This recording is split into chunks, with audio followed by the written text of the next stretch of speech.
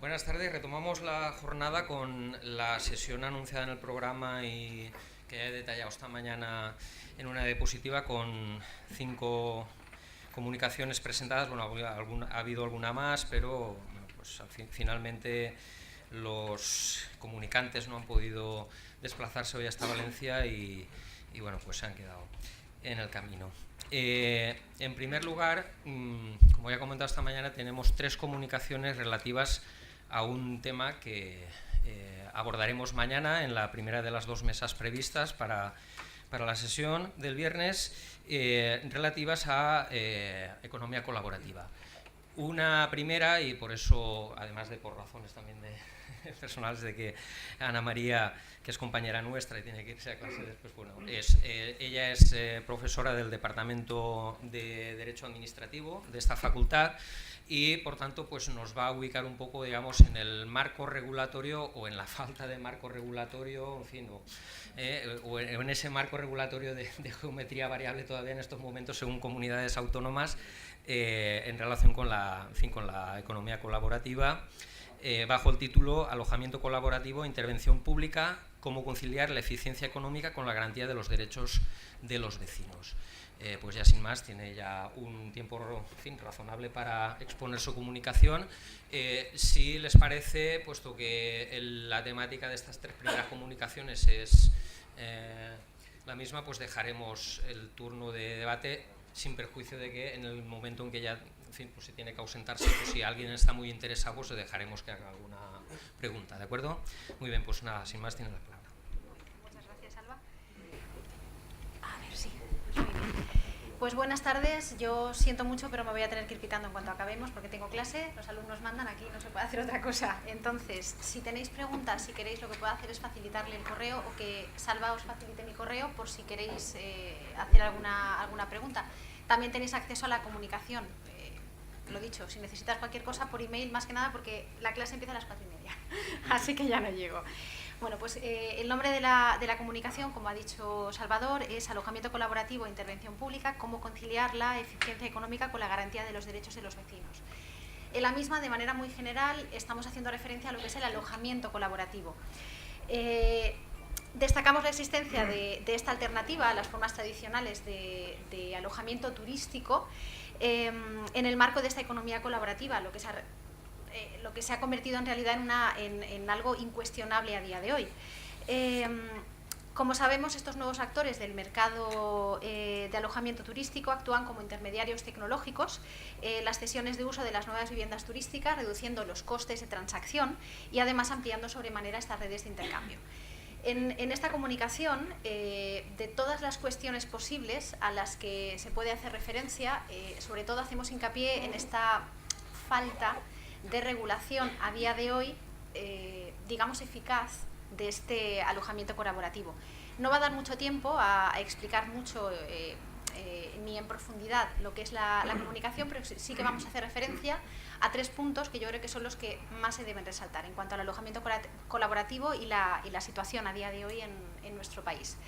Bueno, pues en primer lugar se aborda el estado de la cuestión fuera de nuestras fronteras y se hace referencia a que numerosas ciudades europeas sí que cuentan ya a día de hoy con una regulación sobre esta economía colaborativa y el alojamiento colaborativo.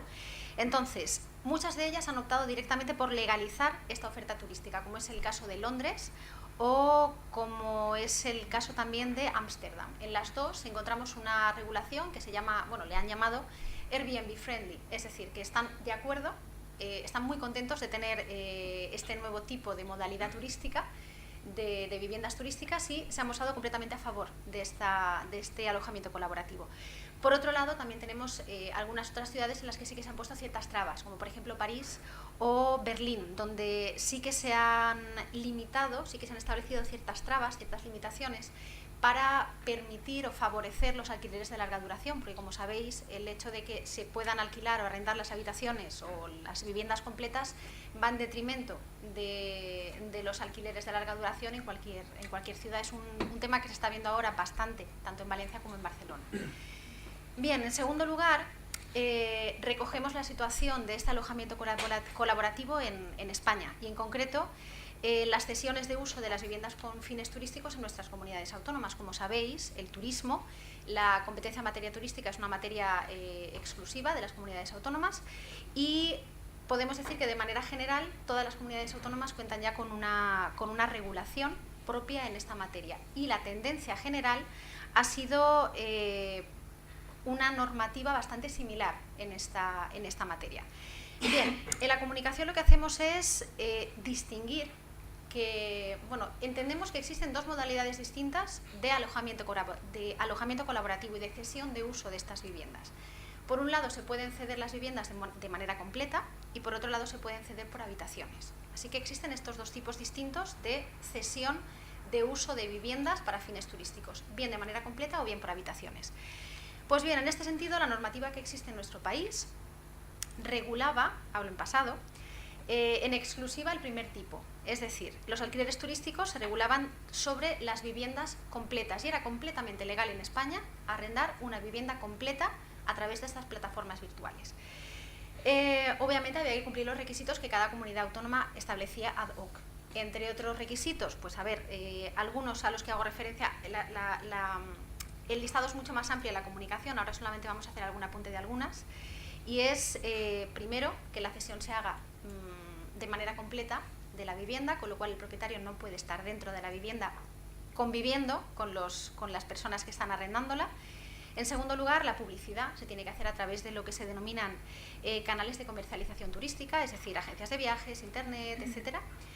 En tercer lugar, hay que tramitar una declaración responsable o bien una comunicación previa, depende de la comunidad autónoma. La comunicación previa solo es en Barcelona, la declaración responsable es de manera mucho más general en casi todas las comunidades autónomas, Valencia, Aragón, Madrid, etc. Y además inscribir en el registro correspondiente. En Valencia es el registro de empresas, establecimientos y profesiones turísticas de la Comunidad Valenciana. Ese es nuestro registro. Es decir, es un trámite obligatorio, al menos en nuestra comunidad. También en otras muchas, pero sobre todo en Valencia. Bien, otros requisitos, que la vivienda disponga de cédula de habitabilidad y, por ejemplo, entre otros, que se pague la tasa turística cuando sea necesario. Es decir, estos son algunos de los requisitos que se han establecido. También hago referencia en la comunicación a una sentencia relativamente reciente del año 2016, que es del Juzgado Contencioso número 6, de 27 de abril del pasado año, y en esta sentencia se hace referencia a que no es un requisito, al menos en nuestra comunidad, contar con la licencia medioambiental para alquilar un piso a través de estas plataformas virtuales. Hasta ahora se exigía por nuestra administración pública en Valencia que tuviéramos una licencia medioambiental. El Juzgado de lo Contencioso ha dicho que no es necesario. ¿Por qué? Literalmente, por no encontrar indicios de potencial afección al medio ambiente cuando se trata de viviendas turísticas. Es decir, que estamos hablando de una equiparación a los arrendamientos que se hacen a través de la LAU, de la Ley de Arrendamientos Urbanos. No es necesaria la licencia medioambiental. Bien, por último, el tercero de los puntos a los que hacemos referencia en esta comunicación es la otra modalidad, el arrendamiento de viviendas turísticas por habitación o por estancia. Hasta el momento, ninguna de las comunidades autónomas se permitía el arrendar habitaciones por medio de estas plataformas virtuales. Sin embargo, decimos que esto era hasta el momento. Ahora ya tenemos una normativa de una comunidad autónoma concreta, Andalucía, que sí que permite alquilar habitaciones a través de plataformas virtuales, desmarcándose de la tendencia generalizada en España. Hasta ahora estaba prohibido, pues en el resto de comunidades autónomas sigue prohibido, pero en Andalucía se permite. Bien,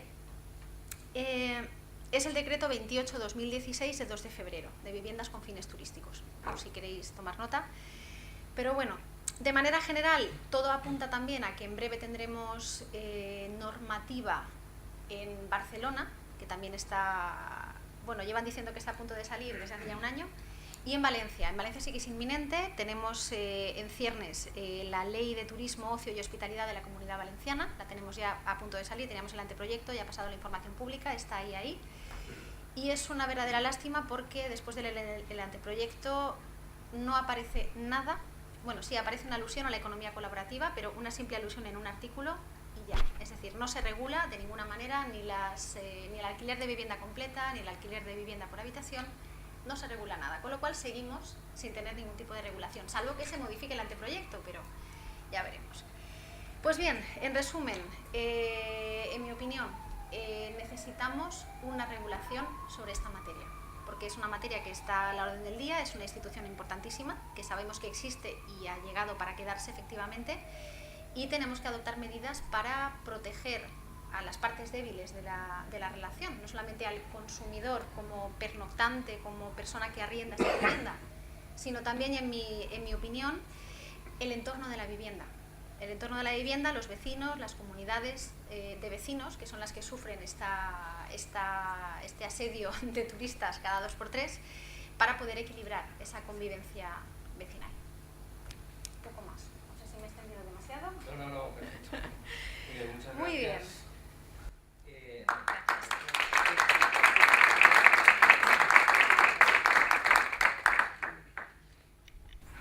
Podemos aprovechar 2 minutos por si hay alguna pregunta y si no te formulo yo una. Nada. Bien, yo simplemente quería preguntarte qué papel juegan los municipios en todo esto. Es decir, en lo que son las potestades de ordenación urbanística de los municipios, claro, es decir, también estamos viendo cómo hay ayuntamientos que están, municipios de grandes ciudades que están tomando cartas en el asunto.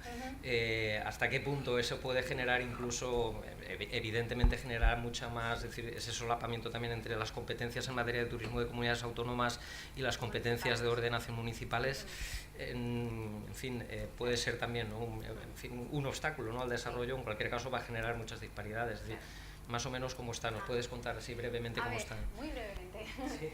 A ver, la distribución de competencias en este caso, ya sabemos que es una distribución a nivel, es decir, es una competencia exclusiva autonómica. Perdón, sí, es una competencia exclusiva autonómica. Sin embargo, va a depender de la comunidad autónoma el hecho de otorgar mayores o menores, ya no competencias, sino ejercicio de esas competencias a los municipios. Yo no creo que se acabe regulando por los municipios, sino que va a ser la comunidad autónoma la que obviamente se tiene que encargar de regular esta situación, y ya después que se gestione por parte de los municipios, que es lo que está pasando a día de hoy con el turismo en general. Es decir, las competencias turísticas en Valencia, digamos que no está muy a favor de que esa gestión se lleve a cabo directamente por los municipios, pero bueno, en este caso, con esta ley en ciernes que tenemos, con ese anteproyecto y esa oportunidad que se ha dejado pasar, realmente el problema va a estar ahí. Es decir, los municipios no van a poder opinar porque no pueden legislar a nivel de turismo, con lo cual, no sé. Yo es que tengo poca esperanza en ese sentido. Es decir, yo pensaba que se iba a hacer algo más con respecto a esta materia, porque Barcelona, de hecho, sí que está... la normativa que se va a implementar en Barcelona, y que también está, ya tenemos algo colgado en internet, es mucho más resolutiva frente a esta situación. Sin embargo, en Valencia es que no... Es sorprendente que no se haya hecho absolutamente nada cuando es un problema que afecta de la misma manera casi a Barcelona que a Valencia. Son 2 ciudades turísticas que no se puede entender, pero bueno. Es decir, que un ayuntamiento no va a poder, a través de la ordenación de usos urbanísticos y demás, en sus planes generales y demás, no va a poder acotar a determinadas áreas del municipio la posibilidad de... Los usos son otro cantar. Es decir, los usos, estoy ahora metida en la investigación del tema de los usos, porque obviamente cómo puede darse un uso turístico en una zona residencial, una vivienda que no está preparada para aguantar ese uso residencial. En ello estoy ahora. Es decir, que lo siguiente que estoy... Pues esperaremos a las segundas jornadas el próximo año o dentro de unos meses. Bueno, pues yo lo siento mucho, me tengo que marchar. Lo dicho, si queréis el correo electrónico se lo podéis pedir a Salvador y nada, encantada y muchísimas gracias. Muchas gracias a ti, Ana María. Bueno, y ahora sí pasamos ya al enfoque tributario o fiscal, con 2 comunicaciones que son complementarias, puesto que una se centra en la imposición indirecta, y concretamente alojamiento colaborativo e impuesto sobre el valor añadido, y pues con referencia, digamos, explícita al caso de Airbnb, Y luego tenemos otra que se centrará principalmente en el punto de vista de la imposición directa, con el título La tributación del consumo colaborativo realizado a través de plataformas electrónicas. Empezamos con imposición indirecta. La comunicación ha sido presentada por Borja Starloa, que será el encargado de presentarla, y por Iñaki Bilbao, que no ha podido asistir. Pero bueno, en cualquier caso, Borja, cuando quieras, ¿la tienes ahí? Sí, perdón.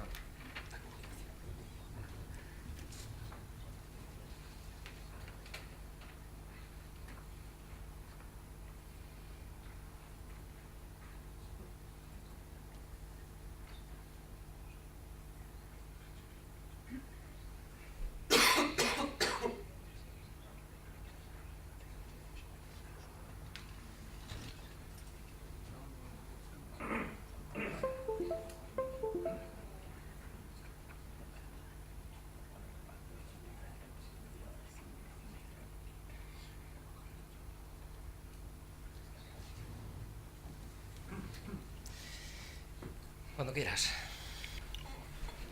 Bueno, en primer lugar quisiera agradecer a la Universidad de Valencia por organizar estas jornadas, así como a los investigadores principales de los proyectos de investigación involucrados en estas jornadas y al Comité Científico por aceptar nuestra comunicación.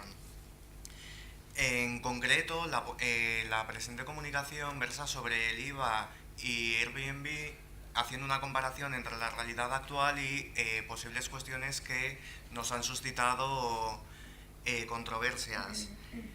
El motivo por el que elegimos Airbnb era porque al fin y al cabo es la plataforma de alojamiento colaborativo más importante a nivel mundial.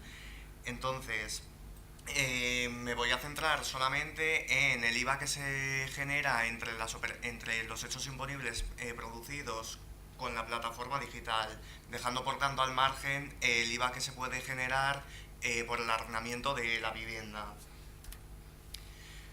Para ello, en primer lugar, lo que voy a explicaros son las condiciones generales de Airbnb, para después explicaros cómo aplica Airbnb el IVA, y eso lo apoyaré con una factura. Luego explicaré cuáles son las que creemos que son las cuestiones más controvertidas con relación al IVA y Airbnb, para terminar con las conclusiones. En primer lugar, a tenor de lo dispuesto en las condiciones generales de Airbnb, esta se define como una plataforma digital que lo que hace es alojar un anuncio en Internet para que conecte a un anfitrión con un huésped. El anfitrión es aquel que sube un alojamiento y el huésped es el que se va a alojar en dicho apartamento, en el inmueble. Y explícitamente dice que no es una agencia inmobiliaria, agente ni aseguradora, ni que asume ninguna responsabilidad. Respecto a las tarifas que se generan, existen varias, pero solamente las que nos interesan son las tarifas de anfitrión y las tarifas de huésped, puesto que son aquellas que en su caso estarán sujetas al IVA. En relación con los impuestos, en las condiciones generales de Airbnb se hace referencia al impuesto sobre el valor añadido y a los impuestos de ocupación. En este último caso no vamos a entrar porque no es el objeto de la investigación. Y en relación con el IVA, estas se generan en las tarifas del anfitrión y del huésped, como ya he dicho, cuando corresponda, porque estén sujetas al IVA en Europa, y se podrá emitir una factura cuando corresponda o cuando lo solicite el anfitrión. Por lo tanto, atendiendo a las condiciones generales de Airbnb y también a una consulta de la Dirección General de Tributos, la 84 de 16 de enero de 2014, el hecho imponible es una prestación de servicio efectuado por vía electrónica, y Airbnb aplica el régimen especial de servicios de telecomunicaciones, de radiodifusión o de televisión, y a los prestados por vía electrónica en su modalidad de vía electrónica. Este régimen, según el artículo 163 bis punto 1 de la Ley del IVA, hace referencia a la prestación de servicios realizadas por un empresario profesional establecido en la comunidad, pero no en el estado de consumo, cuyo destinatario de servicios no sea un empresario profesional. Por lo tanto, El lugar de realización del hecho imponible, cuando el destinatario es un particular, será el territorio de aplicación del impuesto España, dejando Ceuta y Melilla y Canarias, y por lo dispuesto en el artículo 71 cuarto de la ley del impuesto, que hace referencia al lugar de realización del hecho imponible llevado a cabo en vía electrónica. Y cuando el destinatario es un empresario o profesional o actúa como tal, ahí no cabría la aplicación de este régimen especial, puesto que el artículo 163, un bicies, punto 1, como he mencionado anteriormente, hace referencia a la prestación de servicios cuando no es empresario o profesional el destinatario, y por lo tanto, en este caso, no podría aplicarse este régimen especial. Por lo tanto, el sujeto pasivo en este caso será Airbnb, según lo dispuesto en el artículo 84.1, punto primero de la ley del impuesto. Ahora aquí podemos ver una factura de IVA por la tarifa del huésped, en el que se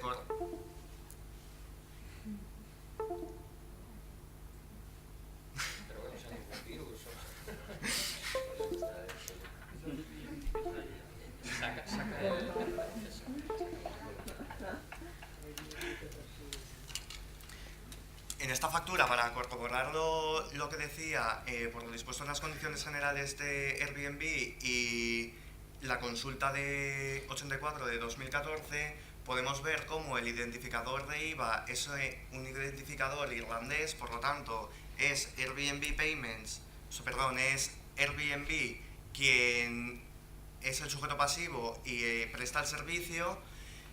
Y ahí aparece en otro recuadro que el país no exento de IVA es España y el tipo de IVA es el 21%, puesto que se entiende que se realiza el hecho imponible en el territorio de aplicación del impuesto. Sin embargo, pese a que el pago del alojamiento se realiza a Airbnb Payments y no Airbnb Ireland, atendiendo a la doctrina, a una sentencia del Juzgado de lo Contencioso Administrativo de Barcelona y a la consulta ya citada de la Dirección General de Tributos, consideramos que lo que se realiza es una intermediación. En este sentido, la profesora Rodríguez Martínez considera, en términos generales y no en el caso concreto de Airbnb, que las plataformas digitales realizan un servicio de intermediación en el marco de la Ley de Sociedades de Servicios de la Información. Esto, además, también es seguido por el Juzgado de lo Contencioso Administrativo número 11 de Barcelona, que en su sentencia número 309 de 2016, 309/2016 de 29 de noviembre de 2016, en el fundamento jurídico tercero, en relación con las alegaciones, esta sentencia es sobre la multa que quiso poner el Ayuntamiento de Barcelona a Airbnb por no tener una licencia para poder ofertar los servicios. Y entonces, en relación con las alegaciones que realiza Airbnb, dice que tendrían, haciendo referencia a Airbnb Ireland, la matriz que está en Estados Unidos, y a Airbnb Marketing Service, Sociedad Limitada Unipersonal en España, que es la demandante y recurrente, dice que tendrían distinta personalidad jurídica y nacionalidad, pero no les eximiría de la posible comisión de una infracción actuando como lo hacen de forma combinada para la consecución de sus objetivos económicos, y así se justifique que la recurrente no participe en las transacciones entre particulares a través de la plataforma informática. Por lo tanto, ahí lo que nos está poniendo de manifiesto es que, si bien es cierto que Airbnb Ireland es la página web en la que se cuelga el anuncio, pero que, atendiendo a sus condiciones generales, no realiza ninguna intermediación entre el anfitrión y el huésped, sigue la sentencia diciendo que nada más lejos de la realidad, ya que actúan de consumo, haciendo referencia a toda la organización industrial de Airbnb en Estados Unidos, con Airbnb Ireland y las demás filiales, ya que actúan de consumo privilegiado, los mismos objetivos de lucro, aun con personalidades jurídicas propias, para obtener ventajas y, acaso, eludir normativas sectoriales tan importantes, además de las tributarias, puntos suspensivos y termina diciendo que ciertamente la prueba practicada muestra que consiste en una actividad de mediación. Asimismo, la consulta de 2014 establece en uno de sus párrafos que los servicios prestados por la consultante bajo la premisa de que no intermedia ni en nombre propio ni ajeno ni en la contratación de los alojamientos turísticos tendría la consideración de un servicio prestado por vía electrónica y por lo tanto, a senso contrario, se puede entender que cuando hay una intermediación no cabe la aplicación del régimen especial de prestación de servicio de vía electrónica. Por lo tanto, se acogería o consideramos que podría entenderse de aplicación el régimen general y por lo tanto, teniendo en consideración ello, las consecuencias de dicha calificación y el consiguiente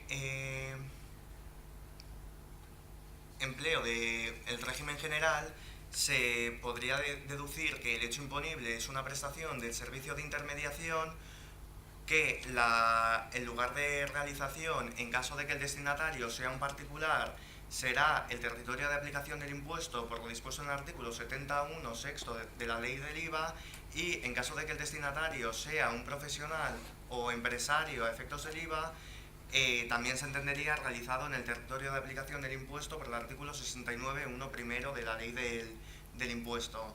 Y en relación con los sujetos pasivos, en caso de que el destinatario sea particular, seguiría siendo Airbnb el sujeto pasivo, pero si el destinatario es un empresario profesional, se produciría la inversión del sujeto pasivo. Y una cuestión fundamental, si se aplica el régimen general por considerarse que hay una intermediación, es el tema de la posibilidad de aplicar la exención del artículo 20.1.18 letra M de la ley del IVA, que es la que hace referencia a las exenciones por intermediación en el pago. Ahí sí que se establece expresamente que en caso de que el destinatario sea un empresario profesional, no cabe la aplicación de esta exención y por lo tanto solamente podría aplicarse en caso de que el destinatario del servicio sea un particular o un empresario profesional pero que no actúe como tal. Y en relación con la parte sustantiva de derecho mercantil es que también nos genera controversia si Airbnb lo que presta es una intermediación en el pago o si va más allá y realiza una intermediación en el arrendamiento. Y esto porque en las condiciones generales de Airbnb sí que se establece la posibilidad de que Airbnb tenga una serie de obligaciones una vez ha casado el anfitrión con el huésped, en el supuesto en que el huésped produzca daños al inmueble y Airbnb actuaría como una especie de garante del anfitrión. Por lo tanto, sí que se establecen una serie de obligaciones a posteriori que si bien es cierto que Airbnb no fija el precio del inmueble y por lo tanto tampoco consideramos que haya una intermediación en el arrendamiento, pero como tiene obligaciones posteriores tampoco descartamos esa posibilidad. Ahí decir solamente que en el caso de que haya una intermediación en el arrendamiento sí que no cabe la aplicación de la exención, puesto que solamente se podría aplicar en el caso de que sea una intermediación en el pago. Y a modo de conclusiones, la tributación del IVA en Airbnb es por el régimen especial de prestación de servicios por vía electrónica, pero consideramos que podría estudiarse la posibilidad de aplicarse el régimen general, puesto que consideramos, atendiendo a la doctrina y a la sentencia del Juzgado de lo Contencioso Administrativo de Barcelona, que realmente lo que presta es un servicio de intermediación y en función de la consulta vinculante de la Dirección General de Tributos, la intermediación parece desprenderse a senso contrario de la consulta que excluye el régimen especial de prestación de servicios por vía electrónica. Y muchas gracias y quedo a su disposición.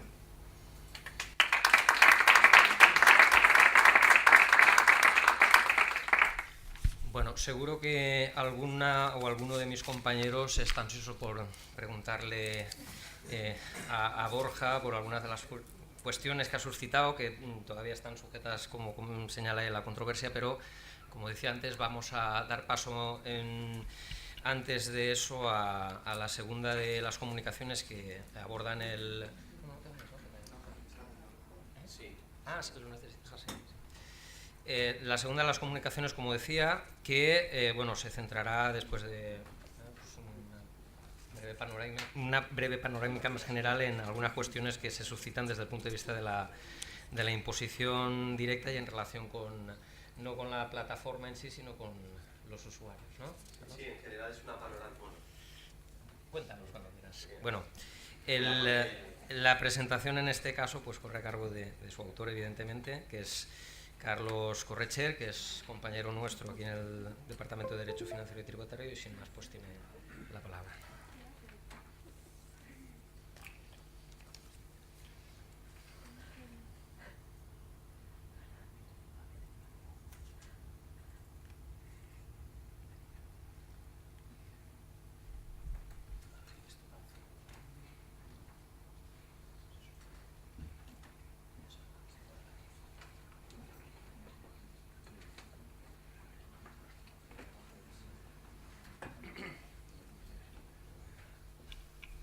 Bien, yo en la presente comunicación lo que quería hacer fundamentalmente era presentar una breve panorámica sobre el tema que mañana se abordará en la mesa más general y a la vez más específica, y se detallarán todos los aspectos relacionados con el consumo colaborativo de vivienda, todos los aspectos fiscales. Bien, concretamente hablo de consumo colaborativo porque precisamente entiendo que el consumo colaborativo está asociado a una vertiente altruista o a relaciones de confianza y esencialmente no lucrativo. Entiendo que el consumo colaborativo, frente a los modelos económicos tradicionales basados en una cultura de la propiedad, fundamentalmente ha tenido un crecimiento exponencial muy elevado en los últimos tiempos, sobre todo entre la población más joven. Bien, ahora bien, considero que existen tres factores fundamentales para este crecimiento exponencial del consumo colaborativo, que se centran fundamentalmente en una crisis económica sin parangón en nuestra historia económica reciente, punto primero. Punto segundo, en un crecimiento elevado de las tecnologías de la información y de la comunicación. Y punto tercero, al fin y al cabo, y creo que es uno de los más importantes, en un cambio de mentalidad social y económica que nos lleva hacia una cultura de desarrollo sostenible y de optimización de recursos. Bien, ahora bien, el consumo colaborativo, tal y como se concibe, no es tan novedoso. Si bien es cierto que con la digitalización de la economía, el consumo colaborativo ha dado paso a otro tipo de consumo colaborativo, a otra cosa que se conoce como economía colaborativa. La economía colaborativa es un concepto más amplio que el de consumo colaborativo. Abarca situaciones mucho más heterogéneas y que por lo tanto puede haber un componente de ganar dinero al fin y al cabo. Bien, el consumo colaborativo yo lo entiendo como el conjunto de prácticas económicas y de consumo consistentes en compartir, prestar, alquilar, regalar o intercambiar bienes y servicios en aras de lograr una mejor optimización y aprovechamiento de los recursos. Como podéis ver, ahí he puesto el término prosumidor, que es un término que se acuñó ya hace décadas y que define muy bien lo que es el consumo colaborativo. Es decir, si hay un feedback, aquella persona que es productor de un determinado servicio a su vez será consumidor de otro. Bien, ahora bien, como bien hemos dicho, el consumo colaborativo ha evolucionado hacia una economía colaborativa, que es un modelo de consumo basado en el intercambio entre particulares de bienes y servicios que permanecían ociosos o infrautilizados a cambio de una compensación pactada entre las partes. Y es un concepto más amplio que el consumo colaborativo.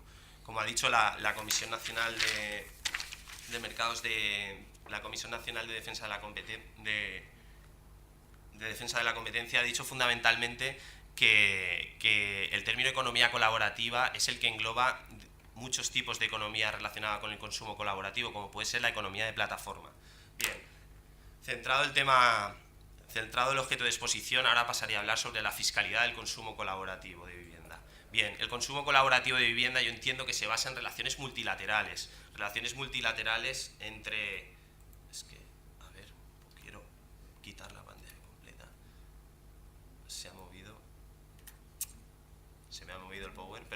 Bien. El consumo se basa en relaciones multilaterales. Fundamentalmente esas relaciones multilaterales se dan entre una plataforma electrónica no lucrativa que lo que realiza es un servicio de intermediación, ¿de acuerdo?, que pone en común a un determinado usuario prestador del servicio para que ese bien inmueble se lo preste o se lo ceda a una cesión de uso sobre el destinatario final.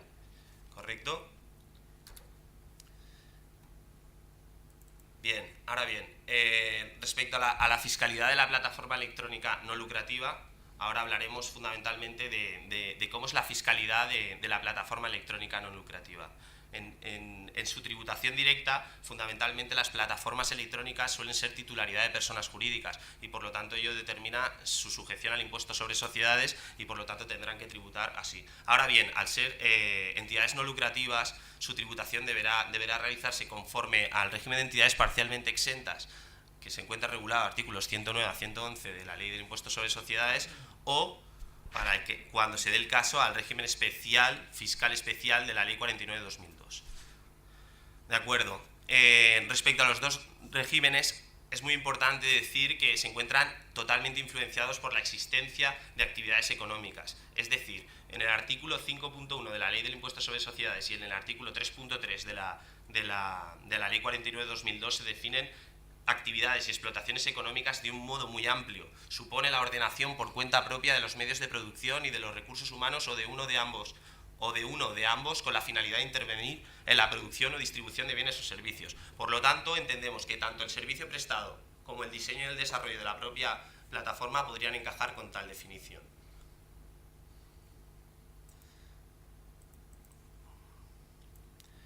Correcto. En lo que respecta al régimen de entidades parcialmente exentas, es un régimen de exención mixta y básicamente el artículo 110 nos recoge qué rentas están exentas en este régimen. Fundamentalmente estas rentas, para su exención, se basa fundamentalmente en el cumplimiento del objeto social o finalidad específica de la plataforma electrónica no lucrativa, como podría ser la promoción de vivienda, ¿vale?, y la no realización de actividades económicas, puesto que en el régimen de entidades parcialmente exentas la realización de cualquier actividad económica supondrá que esa renta no quede excluida de gravamen, o sea, que esa renta esté sometida a gravamen. En este sentido podemos encontrar una resolución del TEAC de 12 de enero, bastante reciente, 12 de enero de 2017, en el que se confirma la naturaleza de este régimen. Bien, por lo tanto, podemos entender también que las actividades de intermediación realizadas por la plataforma electrónica no lucrativa no estarán exentas de gravamen, porque el servicio de intermediación prestado por la plataforma corresponde precisamente con la definición de actividad económica. Analizando ahora el régimen fiscal especial de la Ley 49/2002, en principio es un régimen que se caracteriza porque tiene una amplitud de la exención de rentas bastante mayor a lo que lo tiene el régimen de entidades parcialmente exentas. En principio, el régimen especial de la 49/2002 tenemos la facultad de optar por él siempre y cuando cumplamos con los requisitos que se recogen en el artículo 3 de esta ley, que básicamente se centran en, además de una ausencia de ánimo de lucro subjetivo, en el cumplimiento de una serie de requisitos tendentes a garantizar la efectiva persecución de finalidades de interés general. ¿De acuerdo?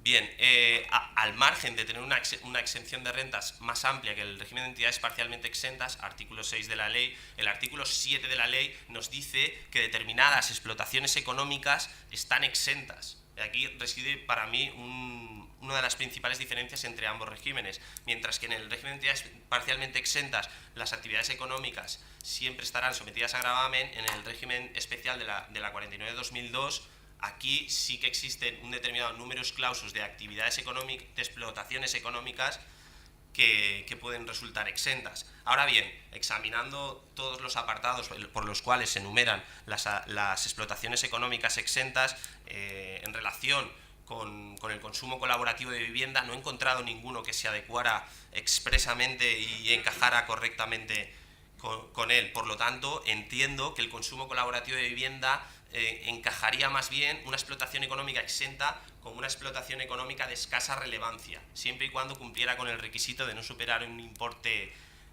de cifra de negocios, un importe neto de cifra de negocios inferior a 20.000 euros en el año. Artículo, apartado 12º del artículo 7 de la Ley 49/2002. Bien, vamos con la tributación indirecta. La fiscalidad de la plataforma electrónica no lucrativa. En cuanto a la tributación indirecta, en primer lugar, tenemos que tener muy en cuenta que el IVA es un tributo armonizado en el seno de la Unión Europea y, por lo tanto, las cuestiones que se dicen o que se consignan en la directiva IVA del año 2006 son fundamentales. Podemos entender que las plataformas electrónicas, cuando no son sujetos pasivos del IVA, si prestan gratuitamente tanto la descarga de la aplicación o la utilización de la web como los servicios de intermediación en el alojamiento. Bien, para acabar con la fiscalidad de las plataformas electrónicas me gustaría centrarme en algunos aspectos o apuntar los principales problemas en lo que respecta a la fiscalidad internacional de las plataformas electrónicas no lucrativas. Bien, en primer lugar, las plataformas electrónicas no lucrativas que no residen en España, en principio no tendrían que tributar en el impuesto sobre sociedades, de acuerdo a los criterios del artículo 7º y 8º de esta ley. Ahora bien, no puede escapar a discusión alguna que las rentas o la riqueza que se genera en España pueda ser gravada aquí por vía de un derecho natural. Entonces, los ingresos que podrían gravarse aquí en España serían ingresos derivados del cobro de un precio por la descarga de la plataforma, o por ingresos derivados de la prestación de un servicio específico, o derivados de la inserción de publicidad en la plataforma. En este sentido, tributaría por el impuesto de la renta de los no residentes, pero siempre y cuando la única forma de gravar esta riqueza o estos beneficios es a través de la figura del establecimiento permanente. Ahora bien, como podemos apuntar, la figura del establecimiento permanente ha quedado obsoleta. Si bien estos problemas ya fueron apuntados en relación con la economía digital, el concepto actual de establecimiento permanente ha quedado totalmente obsoleto y desfasado. En este sentido, no se considera establecimiento permanente ni el sitio web desde el que la empresa o desde el que la entidad no lucrativa gestiona su actividad, salvo que el servidor sea propiedad o esté alquilado para la misma. Bien. Ni tampoco se considera establecimiento permanente una filial que solo realice una actividad auxiliar o preparatoria. En este sentido, las actividades de publicidad y marketing son consideradas como auxiliar o preparatoria. Esto que implica fundamentalmente que parte de la riqueza generada en un estado determinado y que por derecho natural debería ser grabada aquí, o sea, aquí no, en el estado en el que se produce, en el estado de la fuente, no tribute o tribute de modo... tribute nulamente o bajamente en territorios, en otros territorios. Bien, el proyecto BEPS fundamentalmente puede aportar algunas soluciones o un poco de luz en relación con estas controversias, adoptando nuevos conceptos que adapten el concepto de establecimiento permanente a la realidad económica y social vigente, como podrían ser la adopción de conceptos como presencia económica significativa virtual y actividades digitalmente desmaterializadas. Bien, abordando ahora la fiscalidad de los usuarios prestadores del servicio cliente final, vemos en primer lugar que la tipología relacional es más concreta respecto de los individuos que intervienen en la economía colaborativa puramente. Es decir, aquí en el consumo colaborativo, a ser esencialmente no lucrativo y asociarse a relaciones de confianza, fundamentalmente las relaciones siempre serán entre dos consumidores. Bien, entiendo claves fundamentalmente para la fiscalidad de estos usuarios prestadores del servicio y del cliente final. En primer caso, determinar la tipología de la intervención, es decir, determinar en qué caso los usuarios intervienen como empresarios o profesionales, y en segundo lugar, la finalidad de la intervención. Creo que es muy importante, por lo menos a efectos de abordar de cara a futuro el fenómeno del consumo y de la economía colaborativa, deslindar entre aquellos que persiguen fuentes principales o accesorias de rentas de aquellos en los que única y exclusivamente se busca optimizar recursos que en principio se encuentran infrautilizados. Bien, en relación con la fiscalidad de los usuarios prestadores del servicio y más concretamente la tributación directa, diremos que en principio si fueran personas jurídicas tributarían acorde al impuesto sobre sociedades y si son personas físicas en el impuesto a la renta de las personas físicas. Ahora bien, la mayor parte de estos consumidores son personas físicas y por lo tanto abordaremos sus fiscalidades del IRPF. Bien, en primer lugar, hay que decir, si se buscara un ánimo de lucro en la realización de estas actividades y las actividades se ejercieran de un modo reglado, los rendimientos que obtendrían tributarían como rendimientos de actividades económicas, artículos 27 a 32 de la ley del IRPF. Ahora bien, si el usuario prestador del servicio cede el bien a título gratuito, pese a que pudiéramos entender que se trata de relaciones muy próximas a la confianza y al altruismo, lo cierto es que nada impide que se graven. Bien, en primer lugar tenemos que tener en cuenta el apartado quinto del artículo 6 de la ley del IRPF. Existe una presunción de onerosidad en la cesión de bienes o derechos susceptibles de generar un rendimiento del trabajo o del capital, salvo prueba en contrario. Esto es clave porque fundamentalmente, aunque hay una cesión gratuita de un bien, es el contribuyente o es el que realiza la operación el que tiene la obligación de probar que realmente ha sido gratuitamente esa cesión y para ello deberá valerse con todos los medios admitidos en derecho. Bien, si no se demuestra esa gratuidad, entonces se presume una determinada onerosidad y por lo tanto los rendimientos que pudiera obtener tributarían conforme rendimientos del capital inmobiliario, artículo 22.1 de la ley del IRPF. Ahora bien, supongamos que realmente esta cesión gratuita ha sido gratuita, o sea, que esta cesión del inmueble ha sido gratuita. Pues efectivamente, para el transmitente, en primer lugar, debería poder apreciarse una determinada ganancia o pérdida patrimonial, artículo 30, apartado quinto del artículo 33 del IRPF. Ahora bien, como el valor de adquisición fundamentalmente será similar al valor de transmisión, no habrá mucha relevancia económica y por lo tanto su control también será complicado. Bien, respecto al adquirente de estos derechos, la cesión gratuita de una vivienda se trata de hechos sujetos al impuesto sobre sucesiones y donaciones, de acuerdo al apartado B del artículo 3 de la ley del impuesto sobre sucesiones y donaciones, sin perjuicio de las reducciones u otras minoraciones que tienen que ver más que se encuentran en manifiesta desconexión con los fenómenos de la economía colaborativa y que sería interesante tratarlos. Bien, los supuestos de alojamiento hospitalario en los que no se cede un bien concretamente, sino que directamente se permite a otra persona pernoctar en tu vivienda, esto es lo que se conoce como couchsurfing. La doctrina de la DGT relativa a la figura del comodato, consultas vinculantes 425, 2008 y 2549, 2010, dicen que se trata de supuestos que deben estar sujetos al impuesto sobre sucesiones y donaciones. Ahora bien, el consumidor final. Vamos con el consumidor final. En esta tributación indirecta, si es empresario profesional y contribuyente del impuesto sobre sucesiones y donaciones, del impuesto de la renta de no residentes o del IRPF, podrá deducirse los gastos soportados por dicha actividad, siempre y cuando se encuentren relacionados con su actividad profesional o empresarial. Bien, respecto a la tributación indirecta, la directiva del IVA en su artículo 9.1 nos determina como dos aspectos fundamentales. En primer lugar, la relación existente entre la plataforma y el usuario prestador del servicio. Es decir, fundamental resulta que a efectos del IVA que el que presta el servicio sea independiente y no sea un trabajador, para descartar una relación de dependencia entre la plataforma y el que cede el bien. Y en segundo aspecto muy importante, la realización de una actividad económica. También es importante para determinar la sujeción al IVA.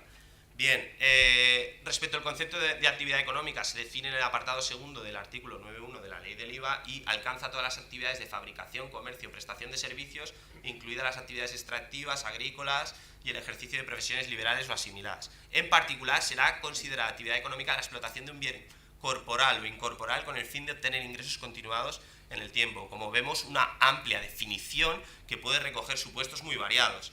Por lo tanto, entendemos que las cesiones gratuitas de vivienda no son prestaciones de servicios sujetas al IVA, ¿vale? Solo estarían sujetas cuando mediara contraprestación y en el seno de una actividad profesional o económica.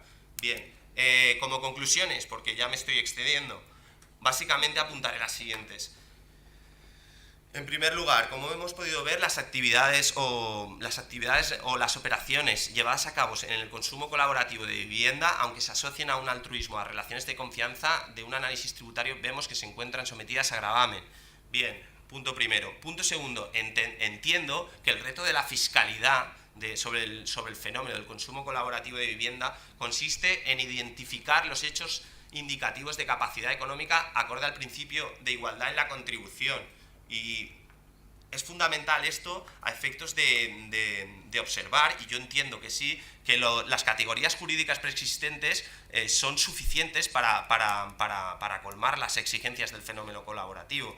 Bien, en tercer lugar, creo fundamental el control de las rentas. O sea, es una tarea harto difícil para la administración tributaria controlar las rentas que se verifican o que se generan en relación con el consumo colaborativo, puesto que al ser un fenómeno que ha crecido exponencialmente, tanto el número de actividades ha crecido exponencialmente, pero su cuantía económica no es significativa. Por lo tanto, además, en el contexto informal en el que se producen, hacen una tarea bastante complicada su control para la administración tributaria. Y por último, como última conclusión y atendiendo a finalidades extrafiscales del tributo, podría ser que se formularan en relación con incentivos para el consumo colaborativo supuestos de establecimiento de supuestos de no sujeción o de exención. A mi juicio, el establecimiento de supuestos de no sujeción se me antoja desmesurado en la medida en que en que haríamos cambiar o cambiaríamos el alcance material del hecho imponible. Pero sí que sería interesante el establecimiento de supuestos de exención única exclusivamente en los supuestos de consumo colaborativo más puro, en donde no se busca la obtención de una fuente principal o secundaria de renta.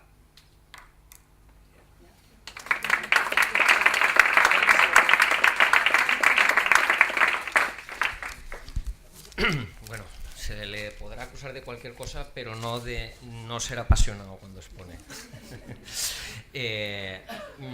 Bueno, Carlos yo lo conozco desde hace algunos años ya, cuando era estudiante de grado, y siempre es así. Y bueno, y además quiere agotar todos los temas. Ya prácticamente que nos ha desmontado la primera mesa de mañana porque ha tocado todos los flecos.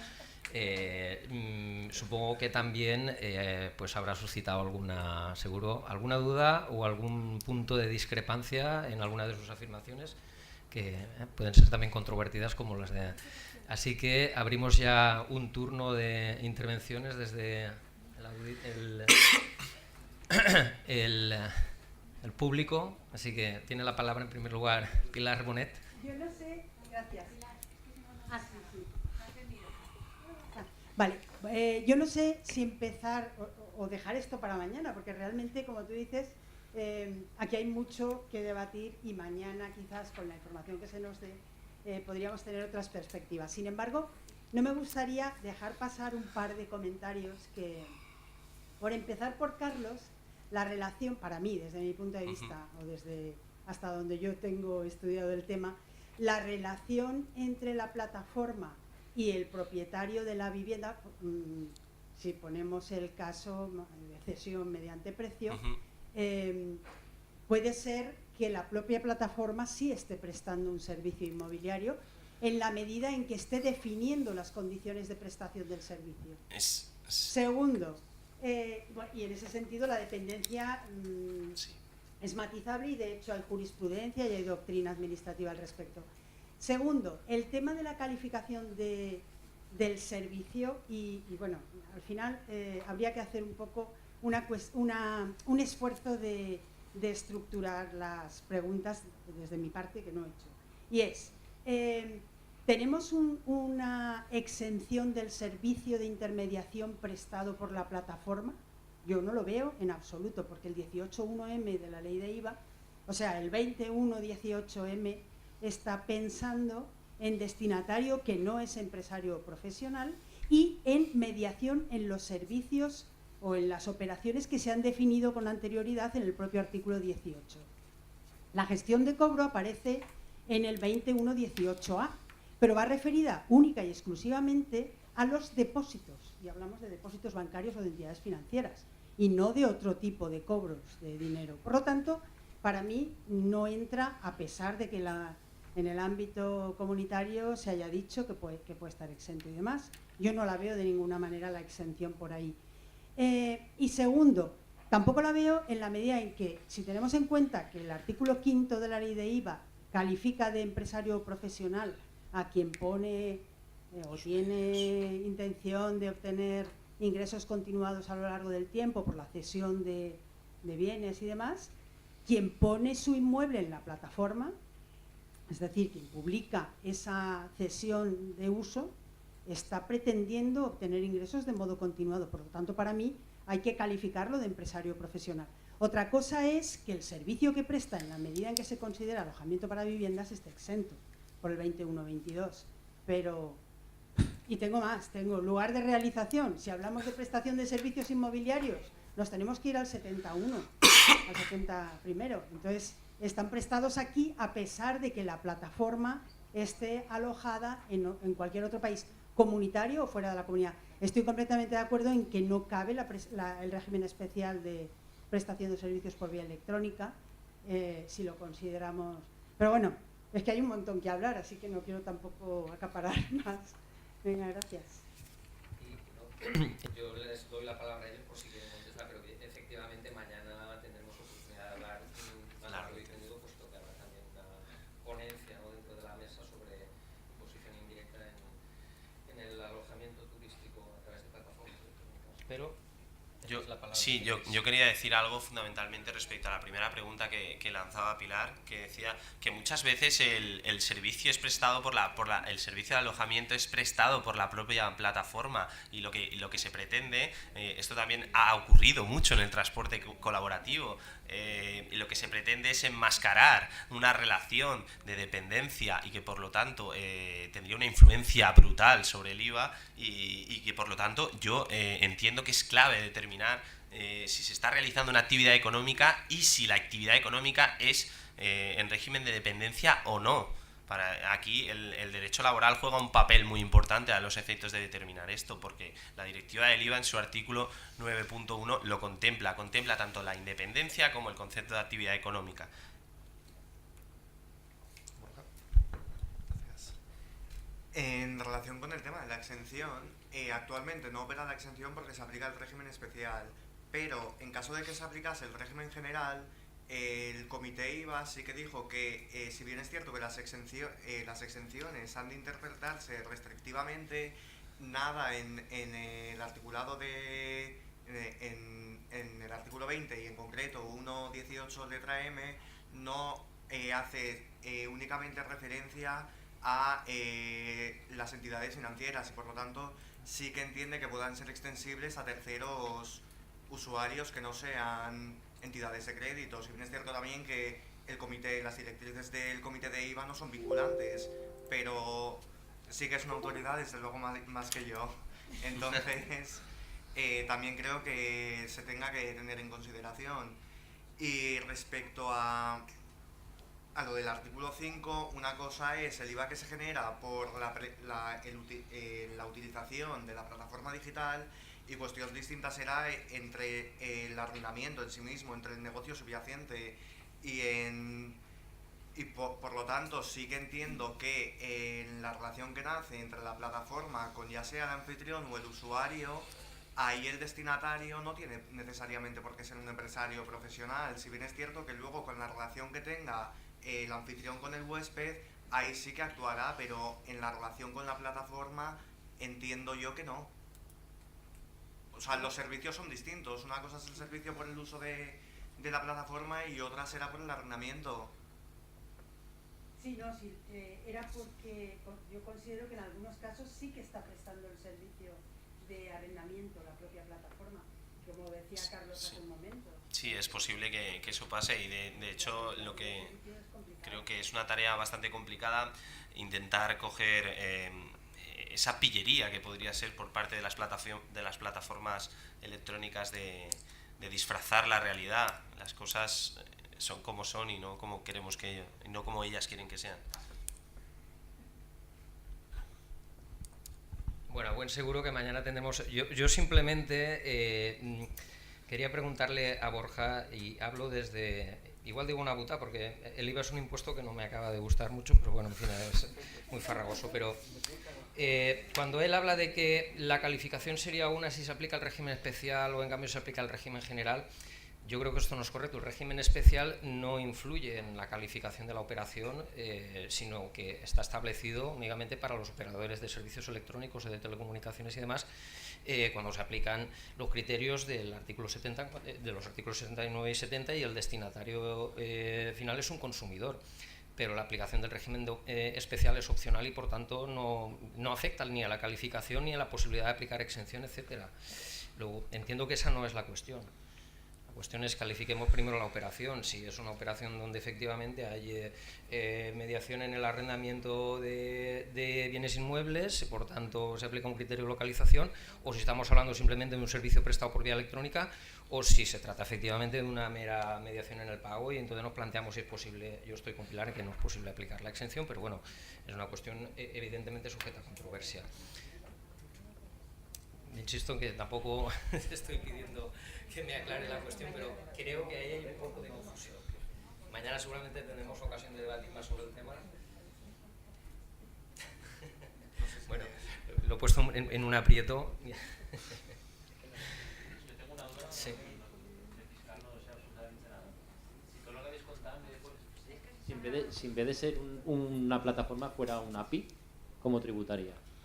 Entonces sería... un agente de la propiedad inmobiliaria, sería pues, por los servicios de mediación inmobiliaria, evidentemente como si son operaciones relativas a bienes inmuebles pues radicados en España, pues tributaría, es decir, el lugar de realización sería España, efectivamente. Pero yo, al margen de eso, yo incluso diría que en cualquier caso es un servicio prestado por vía electrónica, es decir, hay la posibilidad de interactuar con la plataforma y con otros usuarios de forma automatizada, o al menos con la plataforma de forma automatizada, es decir, la plataforma pone a nuestra disposición unos medios técnicos que nos permiten, en definitiva, simplemente lo que es decir, la posibilidad de explotar las bases de datos que la plataforma pone a nuestra disposición, o de colgar una información por la cual de forma automatizada y por la cual en definitiva se está obteniendo una prestación de servicios de la plataforma, que luego esa información la pone a disposición de cualquier potencial usuario. Pues yo no sé si hay o no hay en definitiva una operación, digamos, de mediación relativa a bienes inmuebles, pero en cualquier caso hay algo más que una simple mediación en el pago. Otra cosa es que efectivamente digamos, estén creando estructuras de planificación fiscal, como crear una doble sociedad radicada en Irlanda por las razones que ya sabemos todos, y donde una teóricamente es la que mantiene la plataforma electrónica y la otra simplemente lo que hace supuestamente es mediar en el pago. En fin, no deja de ser un esquema de planificación, a mi entender, de planificación fiscal puro y duro, ¿no? Pero lo que hay es eso, es decir, que hay algo más que una simple mediación en el pago. Se está prestando un servicio principal que va más allá de la simple mediación en el pago. A mí eso me parecía, por eso lo reducía al ejemplo del API. Digo, al final yo como usuario, a la hora de poder conceptuar qué clase de negocio hay, es como si voy a un API. Lo que pasa es que ahora me aprovecho de los medios electrónicos y voy a internet, pero el que está prestando el servicio me está haciendo de API de alguna manera, no me está poniendo solamente un escaparate. Sí, no solo un servicio de intermediación en el cobro, eso es bastante controvertido. Y puesto que he puesto un poco en un aprieto a Borja, pues también, claro, es decir, simplemente, es decir, más que, porque yo sé un poco cuál es el proceso, digamos, de elaboración de la comunicación, pero claro, directamente puede haber sorprendido que directamente te hayas puesto a hablar de los regímenes de entidades sin fines lucrativos en el impuesto sobre sociedades, como dando un poco por supuesto que las plataformas electrónicas, cuando estamos hablando de consumo colaborativo, es decir, basado, digamos, en el intercambio, etcétera, son también no lucrativas. Me gustaría que explicaras un poco esto. Sí, no sé. sí, no, básicamente... No sé tampoco si es ponerte en un aprieto, no, pero bueno, es decir, me pueden acusar de falta de imparcialidad. Luego lloraré, ¿no? Pero bueno, básicamente cuando he empezado la la comunicación, lo que quería poner de manifiesto es que para mí consumo colaborativo viene muy de la mano con no lucrativo. Por lo tanto, cuando he hecho el deslinde o creo haberlo hecho, el deslinde entre consumo colaborativo y economía colaborativa, yo consumo colaborativo lo asocio a un elemento no lucrativo, mientras que la economía colaborativa entiendo que abarca supuestos mucho más heterogéneos y por lo tanto sí que se puede dar componentes de ánimo de lucro. Por lo tanto, centrándome en el consumo colaborativo de vivienda, entiendo que las plataformas electrónicas, si hablamos de consumo colaborativo como no lucrativo, deberán tributar conforme al régimen de entidades parcialmente exentas o conforme a la 49/2002. Insisto, es una opinión, pero sí. Esas entidades tienen una publicidad y tienen unos ingresos, en el momento que tú pones a los usuarios que hagan, por ejemplo, un trueque y que entre ellos, entre esos dos usuarios realmente haya un consumo colaborativo donde no haya lucro, esa plataforma que interviene, aunque no cobre de ninguno de los dos, ya solo por publicidad. Pero no, lo digo a la hora de que esa entidad jurídica como plataforma tribute como una entidad parcialmente exenta, porque la prestación entre los dos usuarios no hay onerosidad entre ellos dos. Vale, pero, pero aquí sí que hay una onerosidad.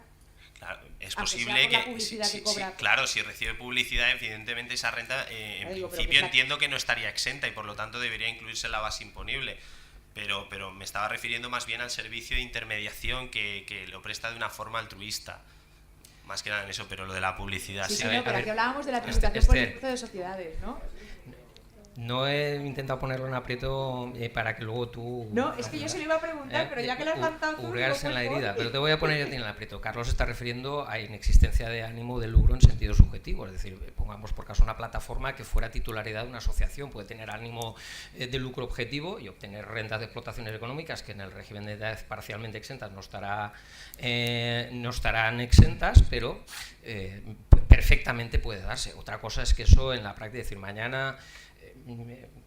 tendremos ocasión, ¿no?, de hacer un planteamiento también más general. Yo particularmente, que soy bastante crítico con la economía colaborativa, al menos si no deslindamos bien qué es colaborativo y qué no es, que realmente pues no está definido todavía ni está delimitado adecuadamente, pero cabe teóricamente una plataforma que tenga una forma jurídica, en caso que fuera residente, no vamos a entrar ya en... Pero por ejemplo, el ejemplo más inmediato lo encontrábamos a una iniciativa de alojamiento colaborativo que he citado, que era lo del couchsurfing, que comenzó siendo lo más y súper...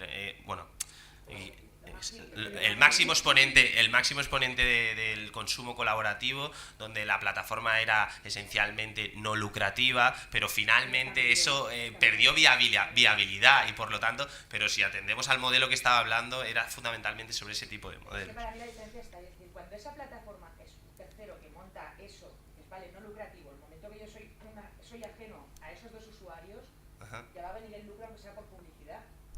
Otra cosa es que entre esos unos cooperativistas o lo que sea lo hagan por vía electrónica y entonces monten una plataforma, pero son ellos mismos los que están montando. Pero podría sobrevivir vía donación y aportaciones de una cosa es el los lucro objetivo usuarios. y otra cosa el lucro subjetivo. Es a lo que se refiere Carlos. Ya hay lucro. Pero lucro objetivo, que no está... Pero no el lucro subjetivo de los titulares de la plataforma. ¿Puedo no hablar de impuestos? Sí, por supuestísimo. Lo que pasa es que yo me lo veía venir. Mañana yo me voy a quedar sin tema. Bueno, no solo yo, sino el resto de compañeros de mi mesa. Yo, hace muchos años existía esto y yo recuerdo que había colegas que me decían, me voy una semana a Bélgica o a Holanda y los otros se vienen aquí. Esto existe desde hace mucho tiempo y existía realmente como consumo, economía colaborativa, sin llamarlo así. En cuanto las empresas se han dado cuenta de que hay un filón de negocio, ya tenemos esto hecho. Y ahora, lógicamente, no quiero hablar de impuestos, lo haremos mañana, es donde empezamos a pensar, oye, que aquí no hay simplemente un ánimo de trueque, de cambio, de intercambio de mi apartamento por el tuyo, yo me voy 2 semanas, aquí tú te vas, tú te vienes, búsqueda, ¿no? Sino que aquí hay ya algo más. Lógicamente ahí ya sí interviene la firma. Esto es viejo, no tanto como el Palmar, pero casi, y bueno, y efectivamente pues ahora se ha convertido en una cosa distinta. Totalmente de acuerdo, además, lo dicho, me has chafado media intervención de mañana, pero... Sí. Pero porque no lo hemos hablado antes. No, en fin, esto...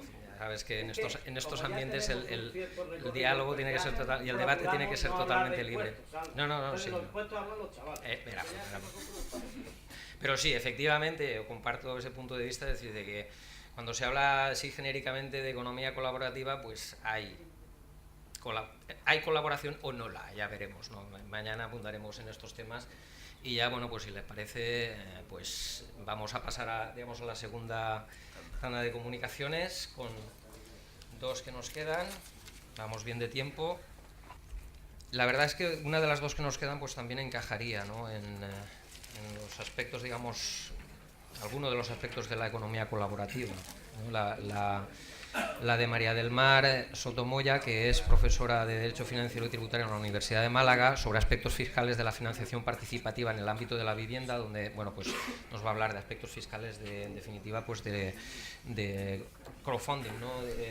Destinado a financiación de vivienda, que no deja de ser, obviamente, pues también una manifestación de economía colaborativa. Y la otra con la que empezaremos, porque así lo teníamos ya hablado antes, bueno, pues aspectos tributarios del cohousing o covivienda, presentada por Manuel Lucas Durán, profesor también titular de Derecho Financiero y Tributario, en este caso de la Universidad de Alcalá, y que, bueno, ambos son también 2 comunicaciones bastante exhaustivas en cuanto, en fin, al tratamiento fiscal de las 2 cuestiones concretas que plantean. Y pues, particularmente en el caso de Manuel, pues aborda todos los aspectos de fiscalidad directa e indirecta, incluso no solo en imposición estatal, sino también en el ámbito de imposición local relativa al cohousing. Así que ya, pues, más, Manuel, cuando quieras. Pues muchas gracias, Salvador. Gracias a las directoras de la jornada, Comité Científico, por haber seleccionado la comunicación.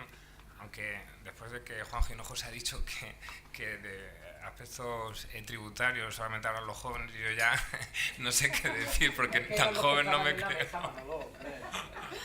En fin, bueno, hablaré también de aspectos no tributarios. En realidad, yo cuando presenté la propuesta de comunicación a la jornada no sabía que había una mesa sobre aspectos tributarios de cohousing, con lo cual...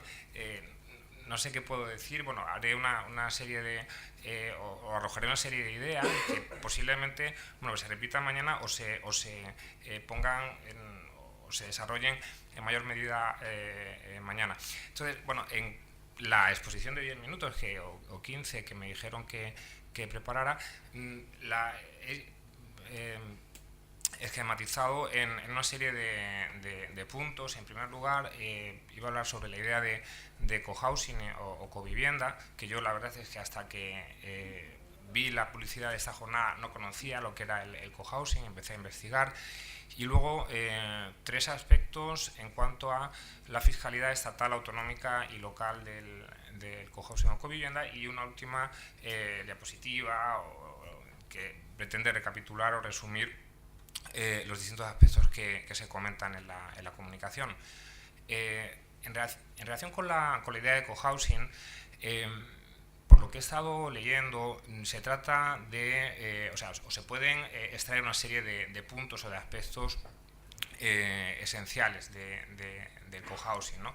Cohousing suelen ser comunidades de personas que tienen unos intereses comunes, y como tienen unos intereses comunes pretenden tener también unos servicios comunes, y por ello se definen por la mayoría de la doctrina como comunidades intencionales, es decir, la reunión de personas en torno a viviendas con servicios comunes puede ser de 2 tipos. Puede ser por necesidad, como ocurría, por ejemplo, con las corralas de Madrid, que luego se replicaron, existieron también en las 2 Castillas, en Andalucía, luego se replicaron en el Nuevo Mundo, con lo que se llamaba inquilinatos o conventillos en el ámbito porteño, y realmente eran unas comunidades que por necesidad o por bajos ingresos compartían una serie de servicios, ¿no? En realidad, esta no es la idea de cohousing. Cohousing es algo más evolucionado en el sentido de que, como he comentado antes, son personas que quieren vivir conjuntamente porque tienen una serie de características comunes, ¿no? En ese sentido, la intencionalidad y no la necesidad o verte abocado a ello, ¿no? Por otro lado, como otro elemento definitorio estaría la participación de la comunidad en el diseño del proyecto habitacional, es decir, hay un... y por eso encuadra muy bien en el ámbito cooperativo. Muchas de ellas son cooperativas. Pues se reúnen estas personas que tienen unas necesidades comunes, se reúnen, y el proceso de cohousing se inicia mucho antes de que esté construido la covivienda. Precisamente pues, pretenden acordar cuál es el diseño arquitectónico que prefieren o que entienden adecuado para esa vivienda y los servicios comunes que se van a tener.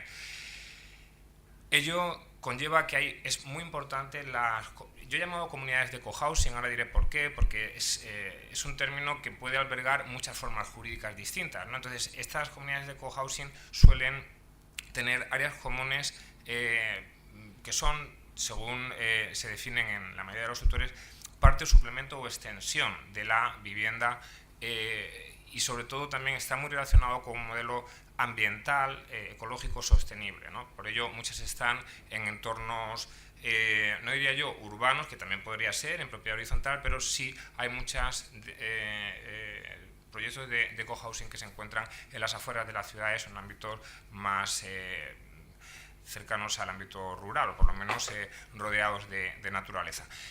Otro elemento definitorio es que la gestión de la comunidad de cohousing se hace por los residentes de una forma no piramidal, es decir, cada uno tiene un voto, es decir, no hay una jerarquía en la gestión de las comunidades de cohousing. Y por otro lado, existe, y por eso es muy relevante, sobre todo para las comunidades de personas mayores, quizá las que más éxito está teniendo en España, hay una economía privada, es decir, hay un ámbito, un espacio habitacional privado, o sea, no sería como una comuna tipo hippie de los años 60, pero sí que existen una serie de servicios comunes que son muy relevantes, ¿no?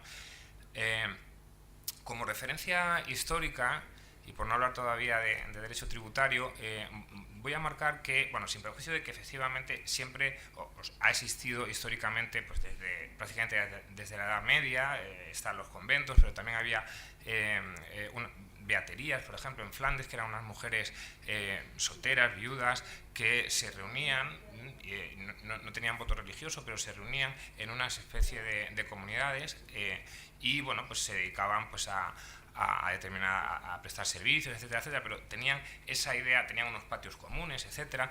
Pero la referencia histórica más reciente parte de Dinamarca, de mediados de los años 60, precisamente en un ámbito vinculado con evolución social, y esa evolución social se da cuando la mujer se incorpora al ámbito laboral. Entonces, sobre todo en parejas profesionales jóvenes que tenían hijos, bueno, pues intentan buscar una forma de compartir las tareas domésticas, y una de esas formas era precisamente tener comunidades con otras parejas jóvenes, o sea, viviendas cercanas en un proyecto común, y en el cual se pudieran pues hacer comidas conjuntas, de tal manera que una familia se ocupara de esa comida cada cierto tiempo y no tuviera que hacerlo siempre uno, pudieran cuidar los hijos de forma más o menos colectiva, si unos salían pues se quedaran con otros, etcétera, ¿no? Hay dos autores importantes. Está Bodil Gray, que es una mujer, una periodista de la época, que escribió un artículo que venía a traducirse algo así como: los hijos deberían tener 100 padres, es decir, en esa idea de que no era una cuestión únicamente de las mujeres el cuidado de los hijos, sino que también la agregación de familias conllevaría la posibilidad de un mejor cuidado y un cuidado conjunto y una posibilidad de tener más tiempo para el resto de de los participantes de esas comunidades de covivienda, ¿no? Y hay otro autor, Ian Goodman, que era psicólogo y arquitecto, los dos de Dinamarca, y que escribe un artículo que vino a decir algo así como el eslabón perdido entre la utopía y la obsoleta casa unifamiliar. Es decir, se plantean ya determinadas cuestiones que tienen que ver con vamos a dejar de vivir en panales pero de forma aislada, sino vamos a poner en común una serie de o vamos a interactuar más entre las personas que participan en una auténtica comunidad de vivienda. Bien, esto que ocurre en los años 60 en Dinamarca, se extiende en los años 80 a Norteamérica, de la mano de dos arquitectos, McCammon y Darrett, que llevan esas ideas de covivienda a Estados Unidos y a Canadá, y por supuesto también se ha extendido en otros países, sobre todo del norte de Europa, Holanda, Suecia, Reino Unido, ¿no? En relación con los tipos de cohousing o tipos de comunidades de covivienda, yo he identificado básicamente tres. De hecho, mirando por internet hay una sociedad limitada, que es una sociedad mercantil, se llama Living Cohousing, que tiene tres modelos de covivienda. Uno que es la covivienda familiar, que se hace referencia a familias sobre todo jóvenes, que quieren poner en común las tareas de cuidados de sus hijos.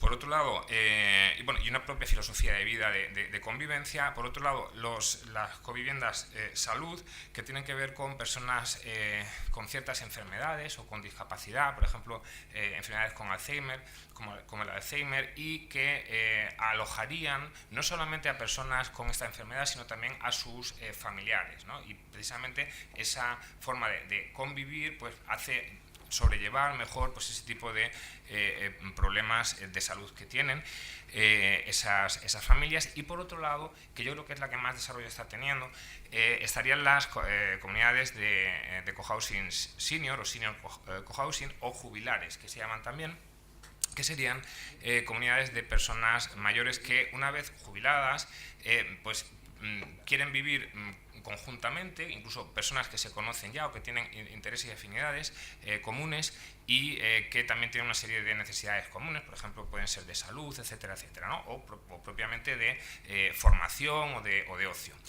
Bien, el modelo jurídico de estas comunidades de covivienda es muy diverso. Puede ser desde una propiedad horizontal, una comunidad de propietarios, o pueden ser alquiler o cesión de derechos por parte de un titular de esos derechos de propiedad, que puede ser una empresa, o pueden ser también cooperativas, y aquí es un poco el engarce el mayor engarce con estas jornadas cooperativas de cesión de uso de viviendas. Es decir, se crean esas cooperativas serían titulares de los inmuebles y cederían el uso a las personas que quieren vivir en esas coviviendas, y esos derechos de usufructo es incluso transferible mortis causa o inter vivos, ¿no? Siempre y cuando se cumplan los requisitos de pertenencia como socio o como coviviente, si existe el término, en esa concreta comunidad.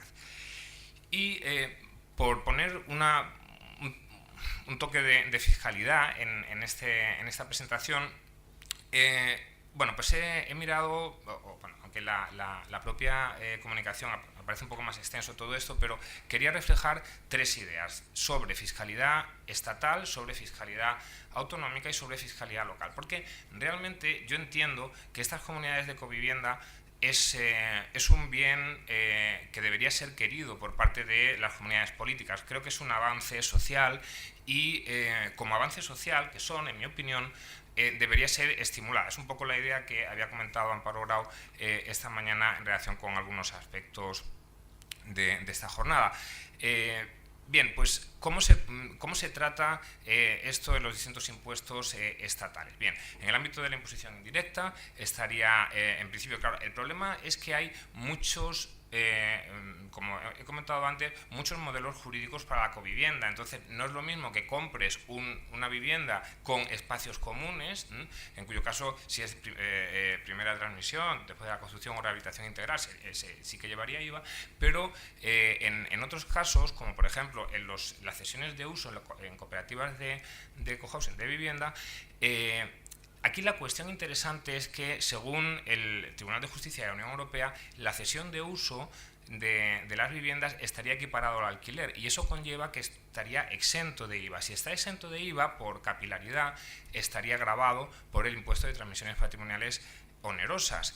Y esto conlleva una conclusión importante. ¿Por qué? Porque el impuesto de transmisiones patrimoniales, mientras que el IVA está armonizado a nivel europeo, es muy difícil alterar o modificar o incluir beneficios fiscales. Sin embargo, en el impuesto de transmisiones patrimoniales onerosas, las comunidades autónomas, que son las que tienen cedidas la totalidad de la recaudación con competencias normativas, sí que pueden establecer beneficios fiscales. ¿Y eso por qué es relevante? Porque entiendo que las comunidades autónomas que están interesadas en atraer, y el caso de Valencia sería un caso paradigmático, es decir, un lugar mediterráneo con playa, podían estar interesadas en atraer comunidades de cohousing. ¿Por qué? No solamente a nivel de consumo, en cuanto que vendría más gente a consumir, sino ya a efectos incluso financieros, dado que hay una cesión del en torno al 50%, dependiendo de las tarifas autonómicas del IRPF y de IVA. También es una riqueza para la comunidad autónoma que determinados, pues yo qué sé, ciudadanos de Dinamarca, de países nórdicos normalmente con malos climas, puedan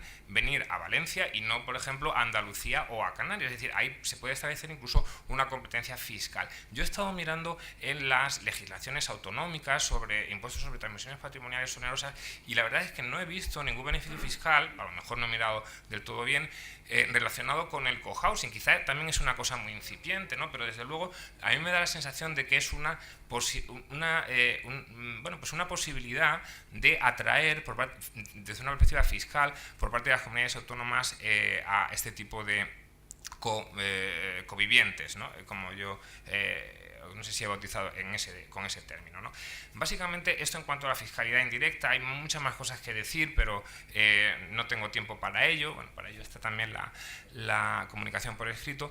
Y en cuanto a la fiscalidad directa a nivel estatal, bueno, pues también habría varias cosas que decir. No tengo tiempo de mucho más. Ahí sí que sería interesante, en la medida en que fuera una cooperativa de covivienda de cesión de uso, sí que hay cuestiones interesantes que, bueno, ya ha desarrollado la doctrina, como por ejemplo si son o no son cooperativas especialmente protegidas. Aquí, por ejemplo, sí que sería, o me parece interesante, la política legislativa que ha tenido Andalucía en relación con la Ley de Cooperativas de Andalucía, que sí que las define como cooperativas de vivienda, y que eso conlleva, cooperativas de consumidores y usuarios, y eso conlleva unos beneficios fiscales muy elevados, que además han sido sancionados y reconocidos por el Tribunal Superior de Justicia de Andalucía, aunque con mucha discusión, porque a nivel central los tribunales económicos administrativos, la administración tributaria no está de acuerdo con eso, pero los tribunales superiores de justicia recuerdo una última sentencia de Málaga de 2016, reconoce que sí que serían en Andalucía cooperativas especialmente protegidas. Eso conlleva también posibilidades de acción legislativa para el resto de comunidades autónomas, ¿no? Lo mismo que establecer beneficios fiscales en el impuesto de transmisiones patrimoniales, pues se podrían establecer, bueno, pues particularidades en las leyes societarias de cooperativas y que conllevarían efectos fiscales, ¿no? Bueno, hay más cuestiones que se podrían comentar, pero creo que no es el momento de hacerlo. Posiblemente en la mesa de mañana se hará.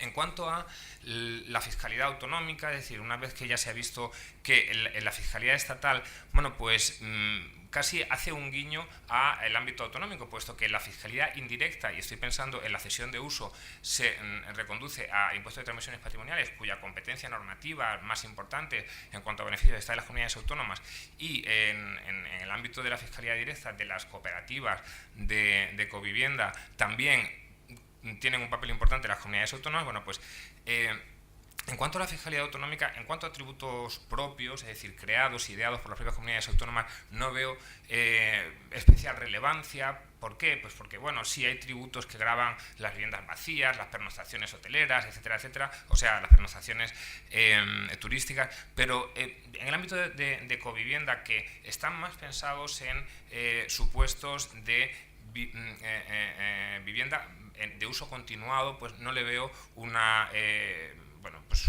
encaje claro, ¿no? Sí que veo que las comunidades autónomas, como comentaba previamente, tienen en sus manos posibilidades de establecer beneficios fiscales no solamente en el impuesto de transmisiones patrimoniales, como he comentado antes, sino también en otros que tienen conferidos, sobre los que tienen conferidos competencias, sucesiones y donaciones, patrimonio, o incluso IRPF. Recordemos que existe la posibilidad de establecer deducciones, por ejemplo, por adquisición de vivienda habitual en el tramo autonómico, en la cuota autonómica, y podría ser la adquisición de vivienda habitual en relación con determinadas viviendas, como las viviendas de cohousing, ¿no? Es decir, una determinada comunidad autónoma quiere beneficiar a sus residentes para que adquieran determinadas viviendas en comunidad. Bueno, pues podría no solamente rebajar el impuesto de transmisiones patrimoniales onerosas, sino, por ejemplo, establecer beneficios fiscales, deducciones en el impuesto sobre la renta de las personas físicas, ¿no? O, como he comentado previamente, en la propia legislación autonómica sobre cooperativas. Y para concluir, en el ámbito de la fiscalidad local, también existen relevantes beneficios potenciales para los entes locales. ¿Por qué? Pues porque determinados, no sé si me queda ya, vale, 2 minutos, me da para, tengo 2 diapositivas, justo 1 minuto para cada una. Bien, decía que en las entidades locales hay una serie de impuestos, el impuesto sobre bienes inmuebles, el impuesto sobre construcciones, instalaciones y obras, no tanto el impuesto sobre las actividades económicas, pues sería solamente, o sea, están exentas las sociedades que no tengan una facturación de 1 millón de euros o más, o el impuesto sobre el incremento de valor de los terrenos de naturaleza urbana, que por cierto también es relevante. ¿Por qué? Porque se pueden ceder esos derechos de usufructo a otras personas y cabría la posibilidad también de gravarse esas transmisiones, ¿no? Entonces, bueno, ¿qué beneficios fiscales contempla la Ley de Haciendas Locales de forma potestativa para que los ayuntamientos puedan o no, o sea, puedan establecerlo en sus ordenanzas fiscales? Bueno, pues hay determinadas bonificaciones de hasta el 50%, en algún caso 95%, para el establecimiento de energías renovables. Es relevante a los efectos de el diseño de una comunidad de cohousing que se sepan los beneficios fiscales del ayuntamiento, o incluso muchas veces se negocie con carácter previo al ayuntamiento, es decir, se negocie, se le incite a que establezcan determinadas bonificaciones sobre instalación de energías renovables. Y sobre todo existe una bonificación en los impuestos que están relacionados, que son los más relevantes en el ámbito del cohousing, de hasta el 95%, lo cual es muchísimo, es prácticamente una exoneración en el caso de que se declare de especial interés o utilidad la iniciativa por concurrir circunstancias sociales, culturales, histórico-artísticas o de fomento de empleo. Esta es la llamada cláusula Adelson, es decir, que de algún modo se estableció porque este señor, cuando quería establecer Eurovegas, pidió beneficios fiscales, pero se ha quedado en nuestra normativa, de tal manera que, como también existe competencia fiscal entre municipios, es decir, a lo mejor una comunidad de cohousing le da igual establecerse en el término municipal de Valencia, del municipio de Valencia, o de otro municipio que está pegado, que también tiene costa, etcétera, etcétera. De tal modo que estas bonificaciones pues son una cuestión relevante a la hora de negociar o hablar con los ayuntamientos diciendo, bueno, si se establecen ese tipo de beneficios fiscales, pues estaría dispuesto a establecer aquí o 10 kilómetros más allá la comunidad de cohousing. Aparte, bueno, pues de cesión de terreno institucional público, que también se puede solicitar, ¿no? De tal manera que, como recapitulación de la comunicación, solamente 3 ideas. Creo que el cohousing es una figura socialmente relevante, es deseable. Yo creo que poner en común determinadas formas de vida con determinados servicios y salir de un aislacionismo excesivo, y además cuando concurren determinados intereses entre las distintas personas que conviven, creo que es relevante, que se debe estimular fiscalmente. Y este es el segundo, el segundo y el tercer aspecto que quería comentar, es decir, la fiscalidad es un elemento determinante para la adquisición de pues derechos, por ejemplo, de uso, de usufructo de vivienda o derechos de propiedad, si fuera en propiedad. Y entiendo, por lo que he comentado, que caben mejorar o que cabe, la normativa tributaria permite establecer beneficios fiscales para supuestos de cohousing tanto a nivel estatal, que se podría incluso, bueno, se eliminó por ejemplo la deducción por adquisición de vivienda habitual a partir del 1 de enero de 2013, pero se podría verse establecida para supuestos muy concretos de determinadas viviendas que se quieren potenciar, pero como he comentado también en el ámbito autonómico y en el ámbito local. Bien, pues muchas gracias por la atención, perdón si me he pasado un poco en mi tiempo.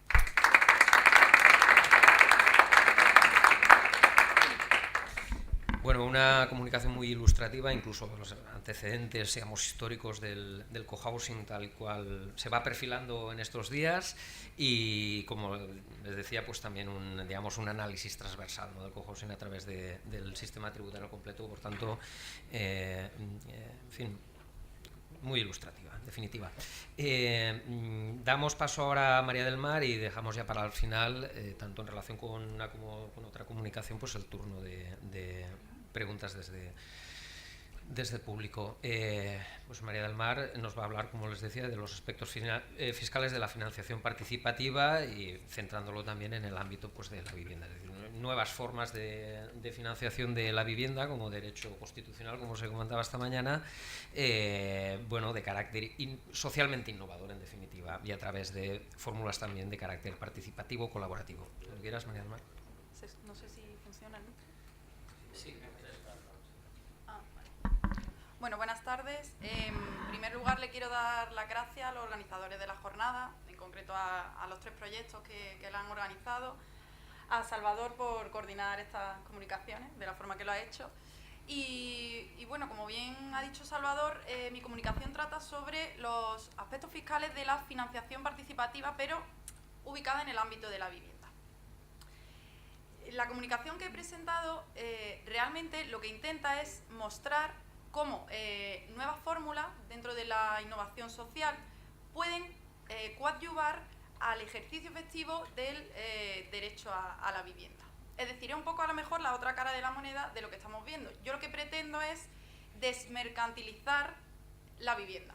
Hasta ahora hemos hablado de consumidores, de consumo de vivienda, y lo que intentaré hacer ver a través de esta comunicación es cómo a través de esta fórmula sí que se puede proteger el derecho constitucional de la vivienda.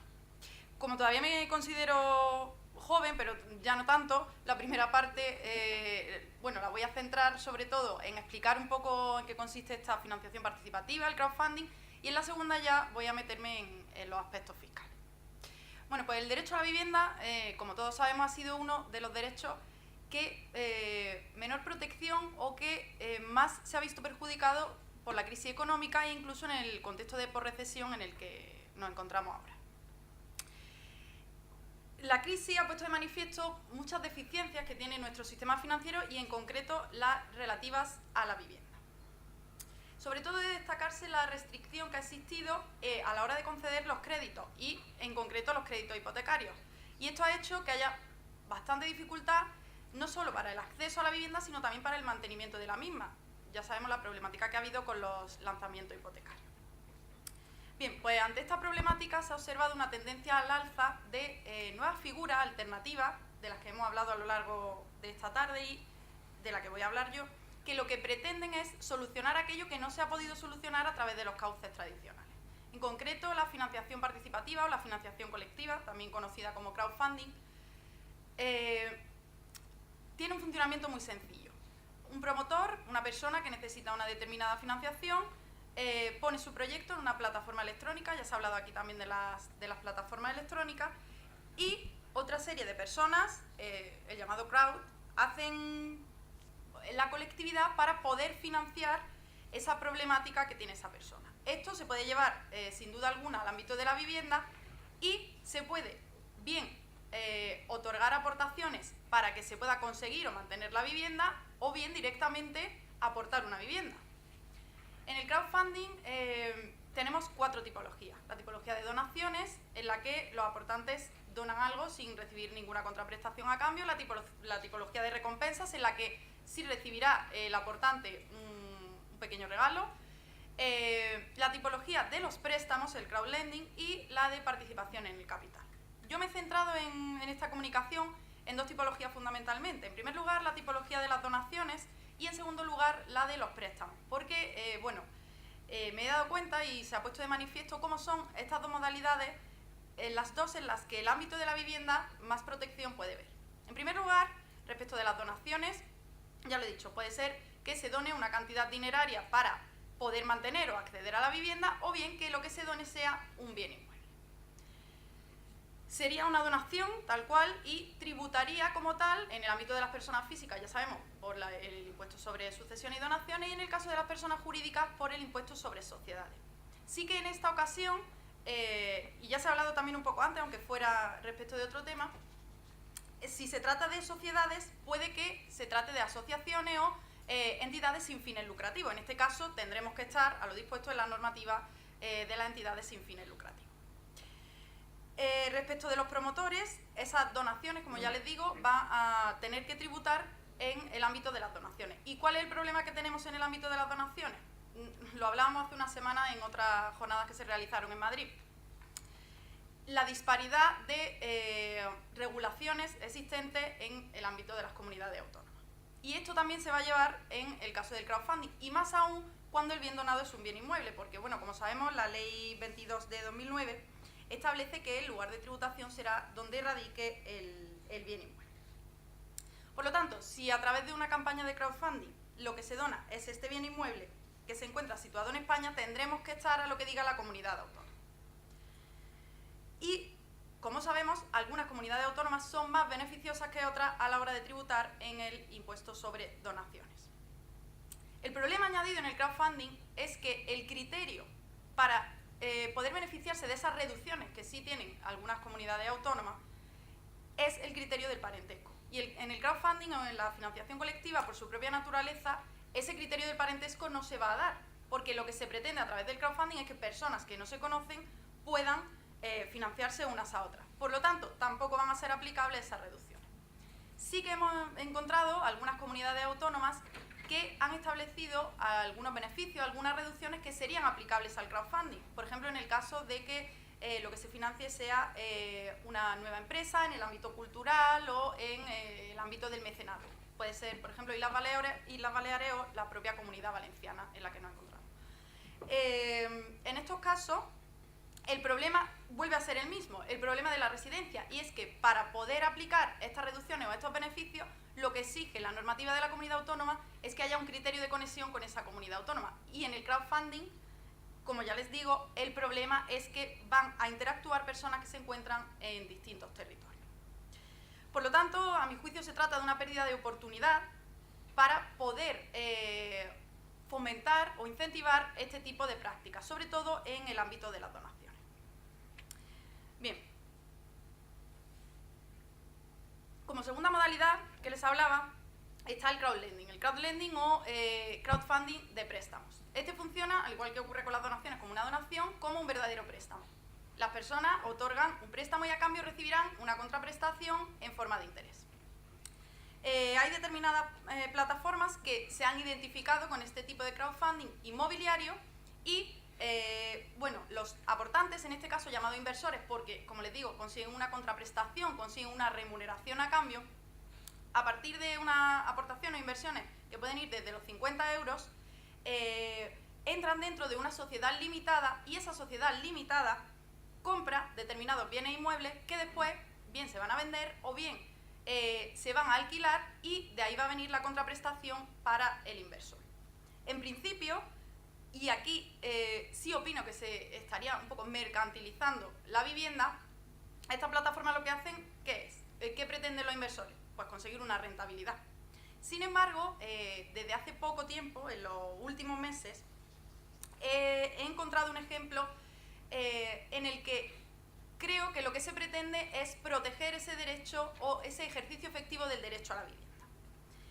Por ejemplo, la plataforma Housers, en colaboración con Provivienda, ha abierto la posibilidad de adquirir bienes inmuebles, pero que vayan destinados al alquiler social. Es decir, los aportantes, los inversores, van a aportar su dinero, pero para que otras personas que están en riesgo de exclusión social, familias que lo necesitan, que cumplen unos determinados requisitos, por supuesto, puedan acceder a ese alquiler social. La rentabilidad, como ya estarán pensando, va a ser mucho más baja que en el caso de que ese alquiler no sea un alquiler social.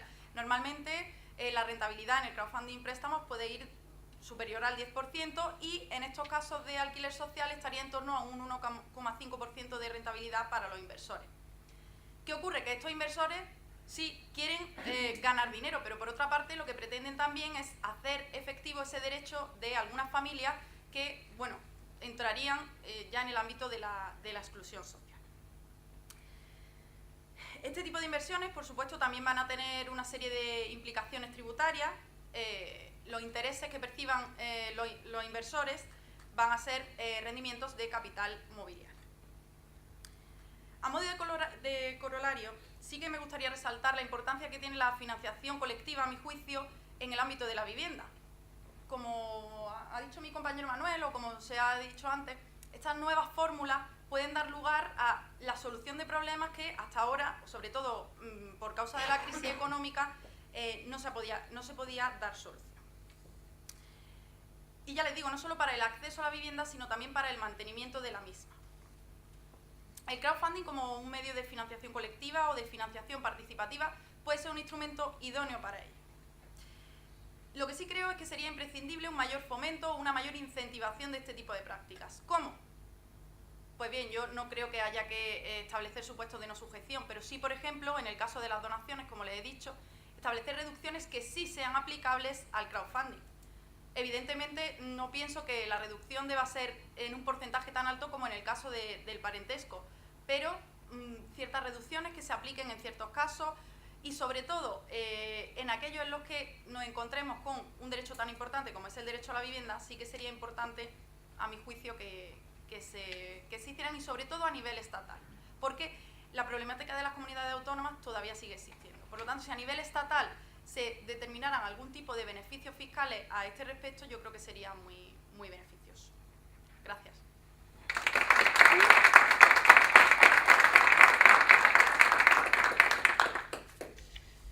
Bueno, pues cuando ustedes quieran. Mira, me ha encantado la presentación porque nosotros estamos a punto de empezar una cooperativa. En este sentido, el modelo es el modelo de houses, pero sin lucro, ¿vale? Sin ningún tipo de lucro. Entonces, ¿cómo quedaría en este caso? Porque al no pagar ningún tipo de interés sobre los capitales aportados, ¿cómo Claro, quedaríamos? o sea, las aportaciones serían sin ningún tipo de interés de contraprestación. No. Claro, entonces estaríamos, a mi juicio, en el ámbito de la donación. Tampoco es una donación porque es un capital que se puede recuperar. Claro. Claro. Sí, pero entonces en ese caso no tendríamos rendimiento de capital mobiliario. No habría claro, que pagar no habría rendimiento de impuesto. capital mobiliario. Además, bueno, y los inversores son en todo caso personas físicas. la idea es hacer una cooperativa y que estas Sí. personas se hagan socios en la cooperativa. Ajá. Aportan un capital. Y estas viviendas que pretendemos liberar van a pasar a ser viviendas en cesión de uso. Entonces, ¿cómo quedamos? Ahí realmente nosotros pensamos que estamos libres de impuestos en ese sentido, pero ya Claro. que estamos aquí... Claro, yo en principio me habría ido al ámbito de las donaciones, pero si se trata realmente de un préstamo sin interés, yo ahí no veo que haya rendimiento de capital mobiliario. No lo sé, hay aquí, por supuesto, personas mucho más expertas que yo, pero yo entiendo que no hay un rendimiento. Además, es una cooperativa sin ánimo de lucro. Claro. De hecho, se podría beneficiar de lo que he dicho, la normativa de las entidades sin fines lucrativos, en este caso. Claro. Gracias. Nada. Son temas que se han abordado esta mañana y puede que desde el público alguien quiera matizar esto último. Yo entiendo que obviamente estamos hablando de una cooperativa que sería una cooperativa de consumidores. Porque es decir, van a ser los propios cesionarios de las viviendas en ese régimen, digamos, de cohousing o de covivienda, van a ser los propios socios, no van a ser terceros. No estamos hablando en cualquier caso de una cooperativa con es decir, sin ánimo de lucro, salvo que encaje en alguno de los supuestos de cooperativa sin ánimo de lucro, conforme entiendo en este caso la legislación de cooperativas valenciana.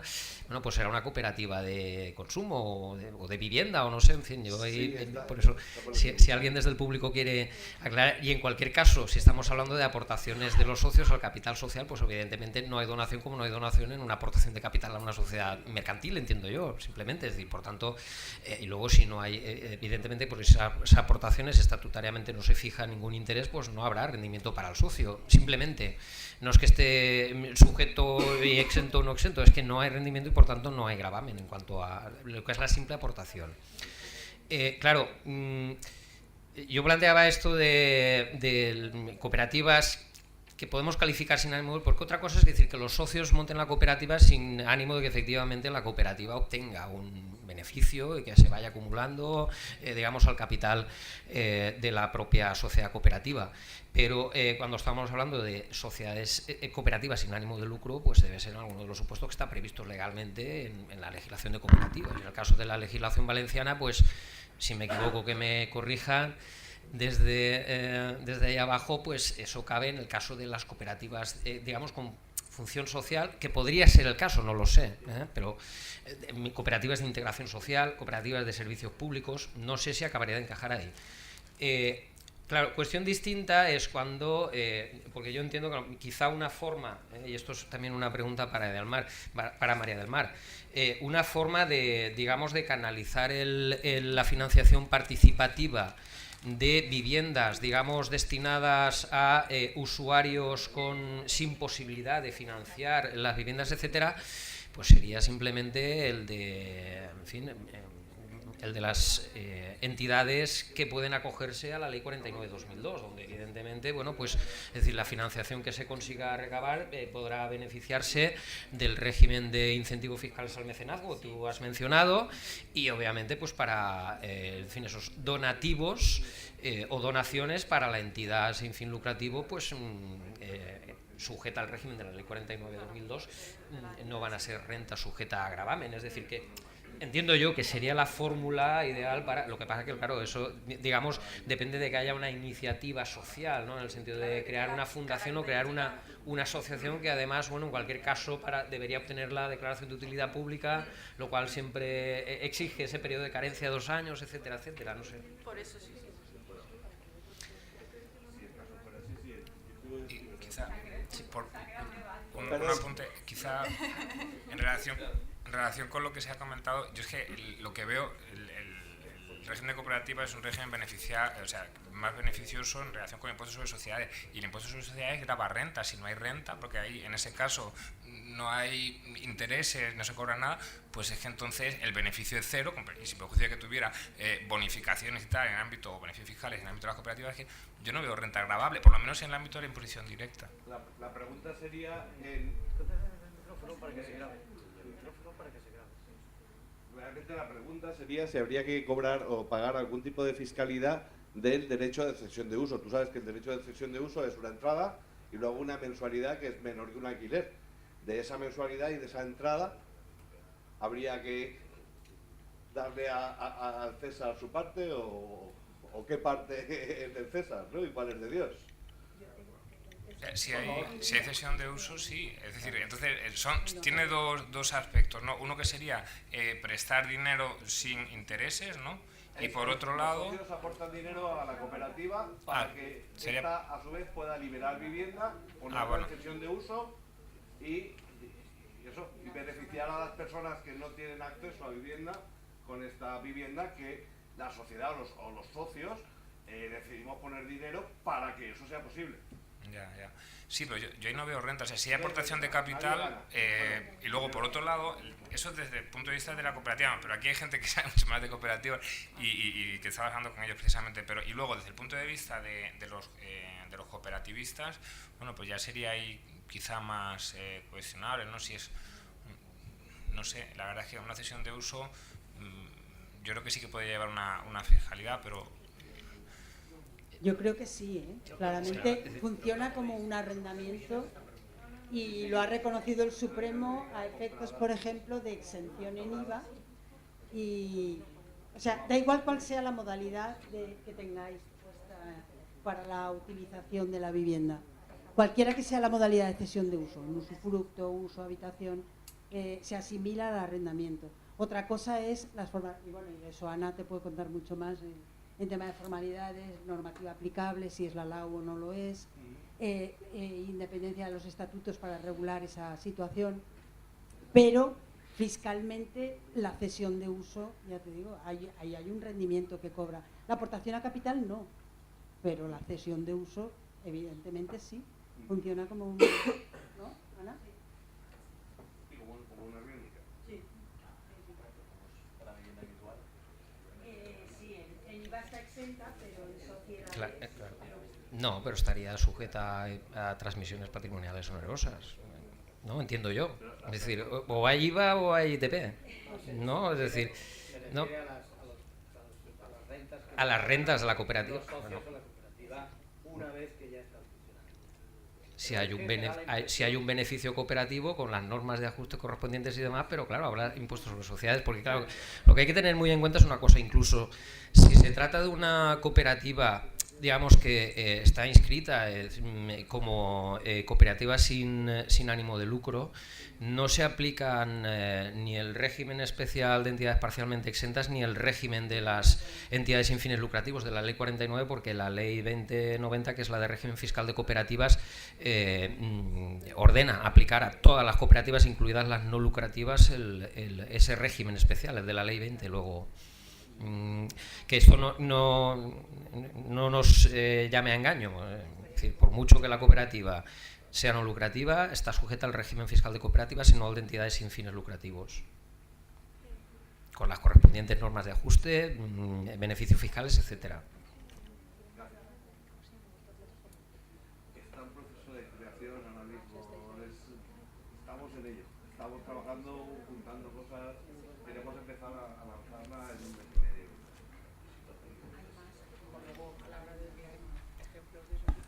Sí, por aquí también piden la palabra.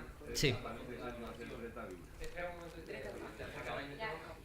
Hablabais de la donación de inmuebles y yo aquí el derecho de superficie, ¿cómo tributaría? Eso no sé si es muy comprometido. Sale de mí.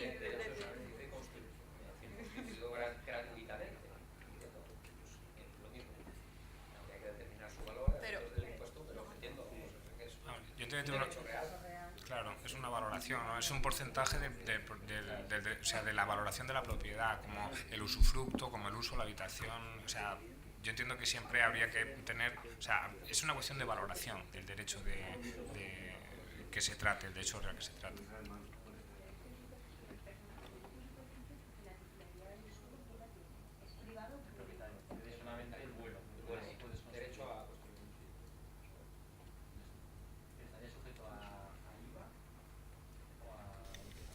Pues habría que ir a los criterios de sujeción del IVA, que si quien en este caso cede, ¿no?, el derecho constituye a favor de un tercero, el derecho de superficie, pues está actuando como empresario profesional, en fin, habría que verlo, pero en cualquier caso, en fin, tratándose también de derechos reales, o estamos en el ámbito del IVA, y ahí lo determinante es con qué condición actúa en definitiva el que entrega el bien o presta el servicio. Y si no es así, pues tratándose de derechos reales sobre propiedad inmobiliaria, pues estaremos, es decir, porque se aplicará al ITP directamente o como decía antes Manuel, por capilaridad, si está sujeto y exento en IVA, estará sujeto a ITP.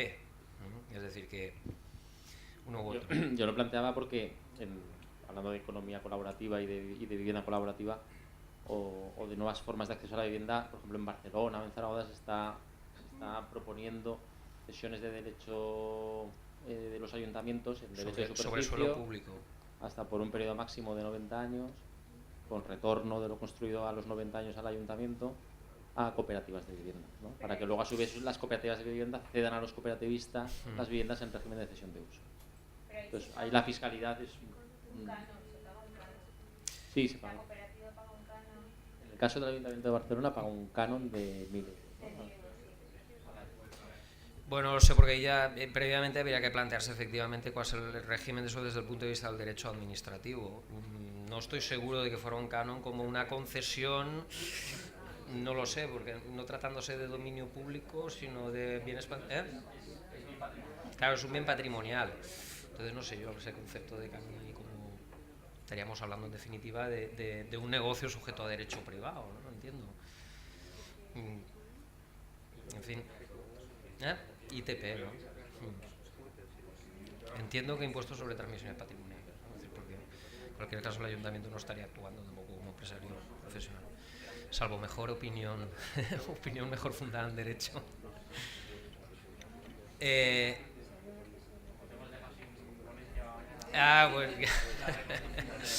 Bueno, pues sin prejuicio de que mañana tendremos ocasión efectivamente de abundar y de profundizar en todo lo relativo a la economía colaborativa y el cohousing, principal, aunque no exclusivamente, en los aspectos fiscales, pues ya quedan ustedes emplazados hasta mañana, en fin, mañana a las 9, quiero recordar. No habré repasado yo a veces ese programa, pues aún así. Mañana a las 9:30, y nada, simplemente, bueno, pues digamos, a los miembros de la red Tributes queda demorada esta reunión hasta, bueno, luego informo ya particularmente, ¿no?, que estaba prevista la reunión ahora, pero vamos a demorar un par de horas, como luego indicaré.